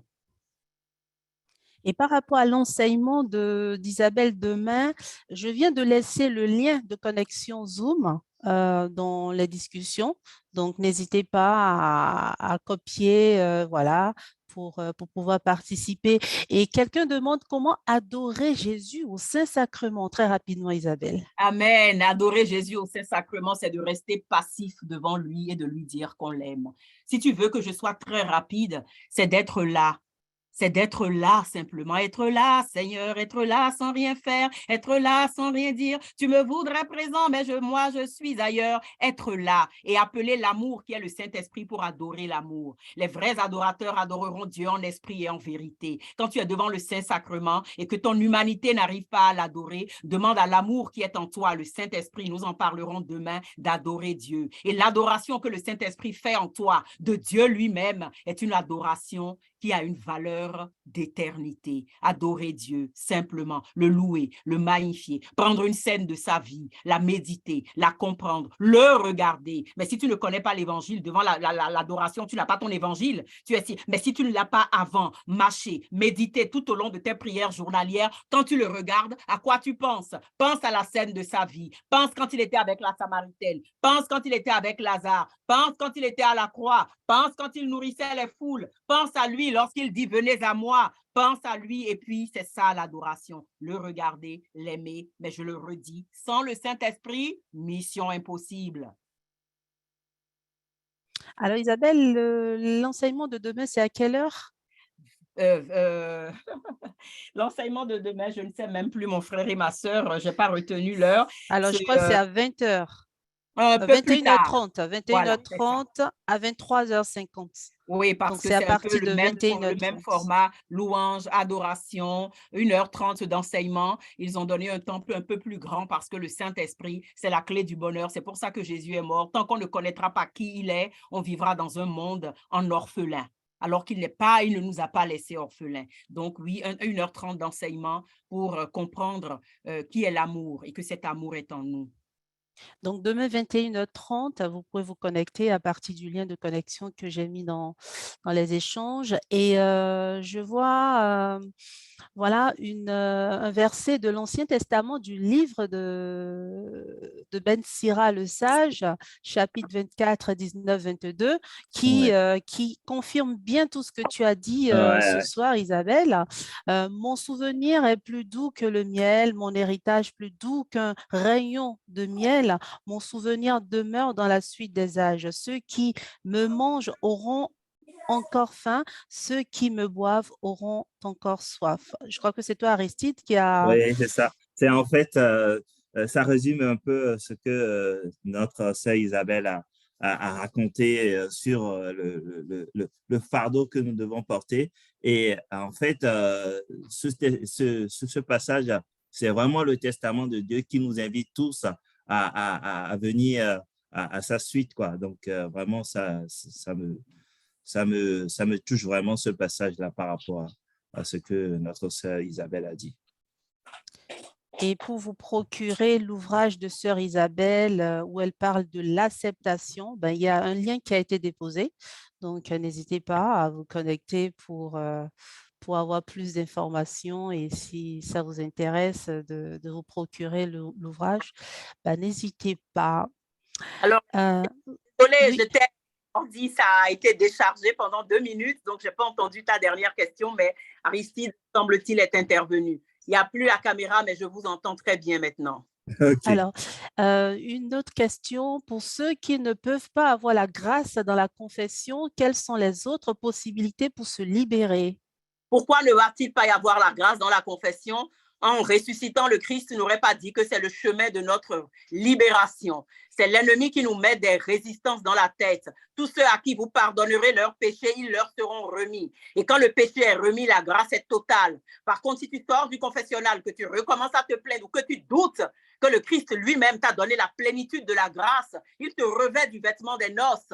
Donc, tu es invité. Rappelez-vous, si tu n'as pas le vêtement des noces, c'est que tu es dans les lois de ce monde, dans l'agitation, dans la plainte. Mais à la confession, il te revêt du vêtement des noces. Et donc, tu as droit à manger à sa table. Et c'est lui qui sert à cette Eucharistie. Les autres moyens de la grâce, c'est le sacrement de la communion, en état justement de ne pas être en état de péché. C'est l'adoration, les moyens de la grâce. c'est la parole de Dieu lue et méditée. C'est l'intercession de la Vierge Marie. Ce sont les cailloux que Marie nous propose à Medjugorje. Elle l'a mis comme caillou de libération, le petit poussé, pour retourner à la maison du Père, à semer des cailloux, pour retourner dans le cœur de Dieu, pour être libéré. C'est les cailloux que la maman nous a indiqués. Ces cailloux-là, c'est la confession, c'est la prière, c'est l'Eucharistie, c'est le pardon, c'est le jeûne. C'est là.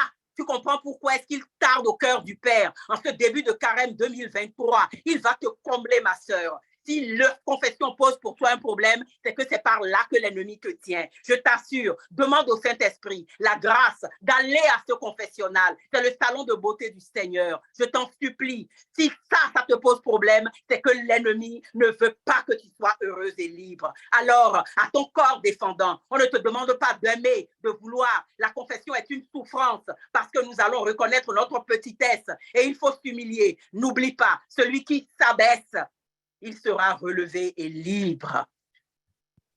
Et justement, quand nous allons à la confession, nous avons le prêtre qui représente Jésus et qui nous accueille et qui nous donne l'absolution, qui nous écoute sans nous juger, hein, puisque Jésus, il ne nous juge pas. Et je profite pour faire un petit clin d'œil j'ai repéré le père Mathieu Amolo d'Italie qui est parmi nous ce soir. Merci beaucoup, mon père, de ta présence. Voilà. Et puis, j'ai une autre question, une dernière question qui dit, le Seigneur est tout-puissant, pourquoi ne nous sauve-t-il pas? Pourquoi nous laisse-t-il souffrir? Il a guéri tant de personnes. Oui, il a guéri tant de personnes, il n'a pas guéri tout le monde. On est d'accord? Pourquoi ne nous sauve-t-il pas, ma sœur? Tu as oublié l'essentiel, tu es sauvée. Amen. Tu es sauvée, le salut t'a été donné. Serait-ce à dire que le sacrifice sur la croix aurait été vain? Non, tu es réellement sauvé. Mais par contre, la souffrance, c'est un mystère. Si elle n'était pas un mystère, si elle n'était pas incontournable, Dieu nous aurait sauvés autrement.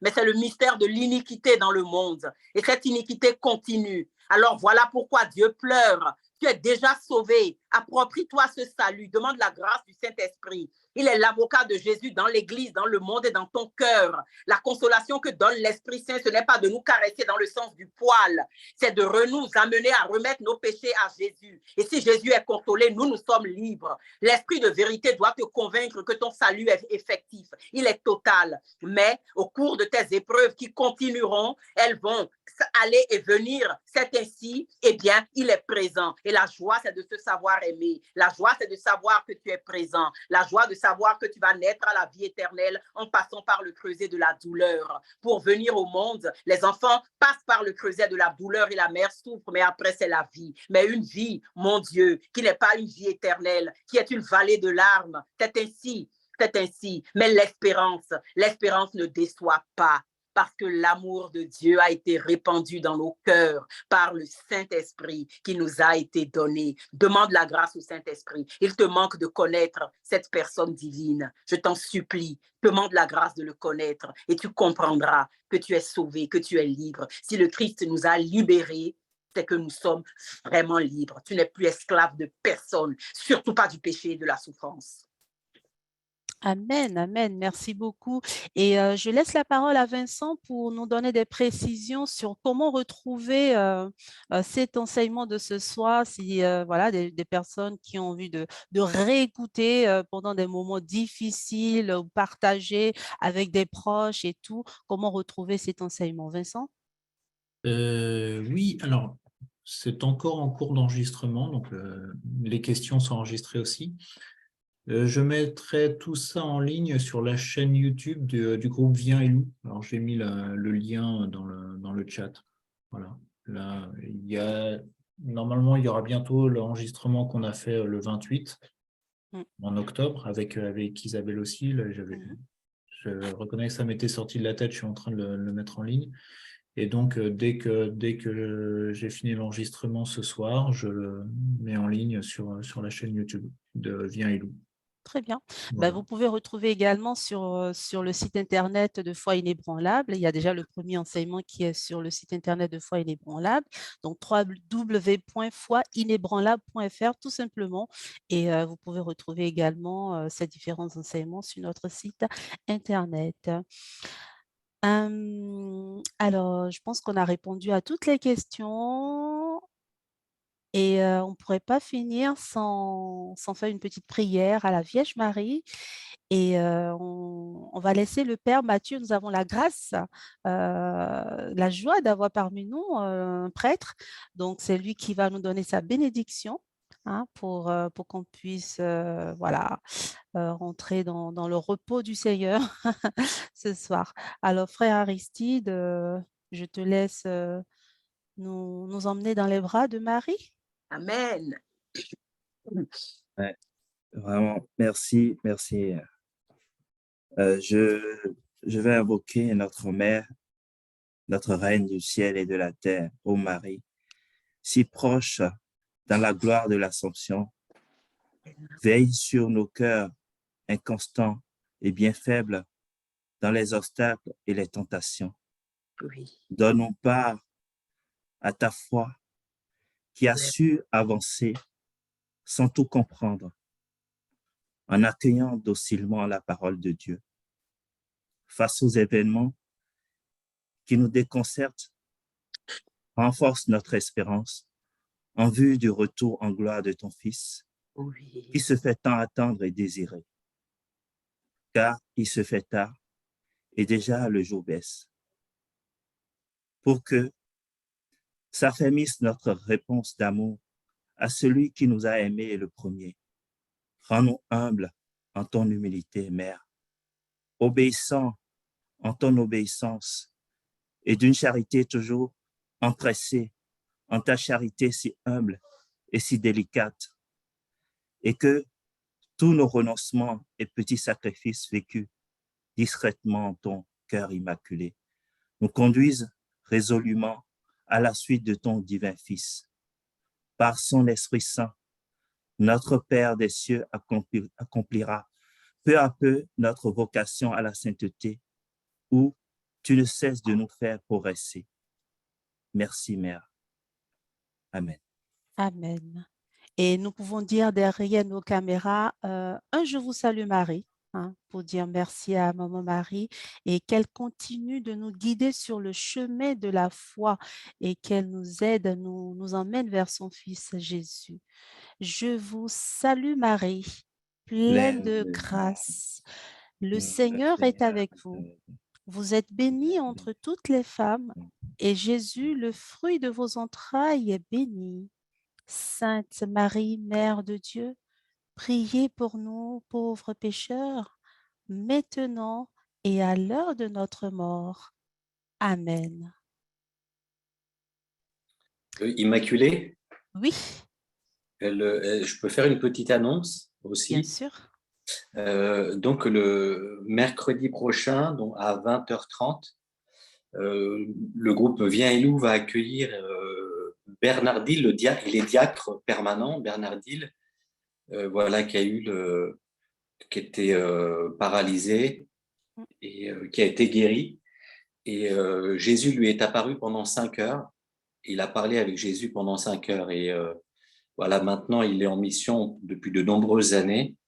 Voilà, c'est un serviteur du Seigneur et ce sera autour de la guérison intérieure. Voilà, il nous fera un enseignement autour de la guérison intérieure avec la parole de Dieu, bien sûr. Voilà. Donc, c'est mercredi 1er mars de 20h30 à 22h. Très bien. Merci beaucoup, Paquito. Vincent? Oui, je vais mettre les infos pour mercredi prochain dans le chat. D'accord. Très bien, très bien. Bah, je ne sais pas s'il y a d'autres choses à rajouter. Bah, sinon, franchement, que nos cœurs restent dans la joie. Et quand Isabelle était en train de donner son enseignement, moi, j'avais ce chant à cœur, mets ta joie dans le Seigneur. Hein. Mets ta joie dans le Seigneur, compte sur lui et tu verras. Il agira et t'accordera plus que les désirs de ton cœur. Mets ta joie dans le Seigneur, compte sur lui et tu verras. Il agira et t'accordera plus que les désirs de ton cœur. Voilà. Jésus, le centre de notre vie, Jésus avant, après, en tout. Hein, voilà. Merci beaucoup Isabelle. Isabelle? Amen. Oui, je t'entends bien, ma sœur. Ben, très bien, ben, je te laisse la parole pour nous dire encore un petit mot réconfortant avant que Père Mathieu ne nous donne sa bénédiction. Ah, un mot réconfortant, c'est celui du Saint-Esprit. Je te dis que si tu crois, tu verras la gloire de Dieu. Voilà ce que le dit le Saint-Esprit. Laisse-toi conduire, laisse-toi aimer. Vraiment, si nous avons le Saint-Esprit, nous avons la vie abondante dès à présent et la vie éternelle qui est garantie. Jésus vous aime, dites-le vous, bénissez-vous les uns les autres, à temps et à contre-temps. Dites-vous que Jésus vous aime, dites aux gens que Jésus les aime. Jésus m'aime, Jésus t'aime mon frère, Jésus t'aime ma sœur. Jésus nous aime, Jésus nous aime. Béni sois-tu Seigneur, merci pour ton amour. Amen. Béni sois-tu. Alors, Père Mathieu. Oui, d'accord. Alors,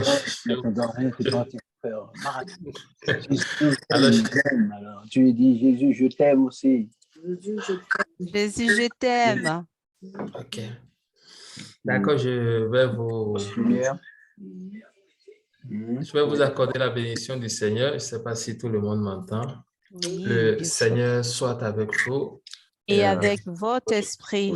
Que Dieu Tout-Puissant vous bénisse, vous protège et vous accorde une nuit paisible. Au nom du Père et du Fils et du Saint-Esprit. Amen. Bonsoir à tous, bonsoir à chacun. Merci beaucoup, mon Père. Merci à tout le monde. Et nous allons repartir avec ce chant que l'Esprit Saint a mis dans le cœur et qui fait aujourd'hui sensation sur les réseaux sociaux. Comment ne pas te louer? Alors, chacun chante comment ne pas te louer, comment ne pas louer le Seigneur pour tout le bien qu'il nous a fait ce soir et qu'il continuera par nous faire pendant tout ce temps de carême. Alors, chantons notre joie, bénissons le Seigneur par ce chant. Je ne sais pas si Paquito voudrait nous accompagner. Comment ne pas te louer? Ben, ça serait génial. Comment ne pas te louer? Comment ne pas te louer? Comment ne pas te louer? Seigneur Jésus. Paquito, je te laisse. Vas-y.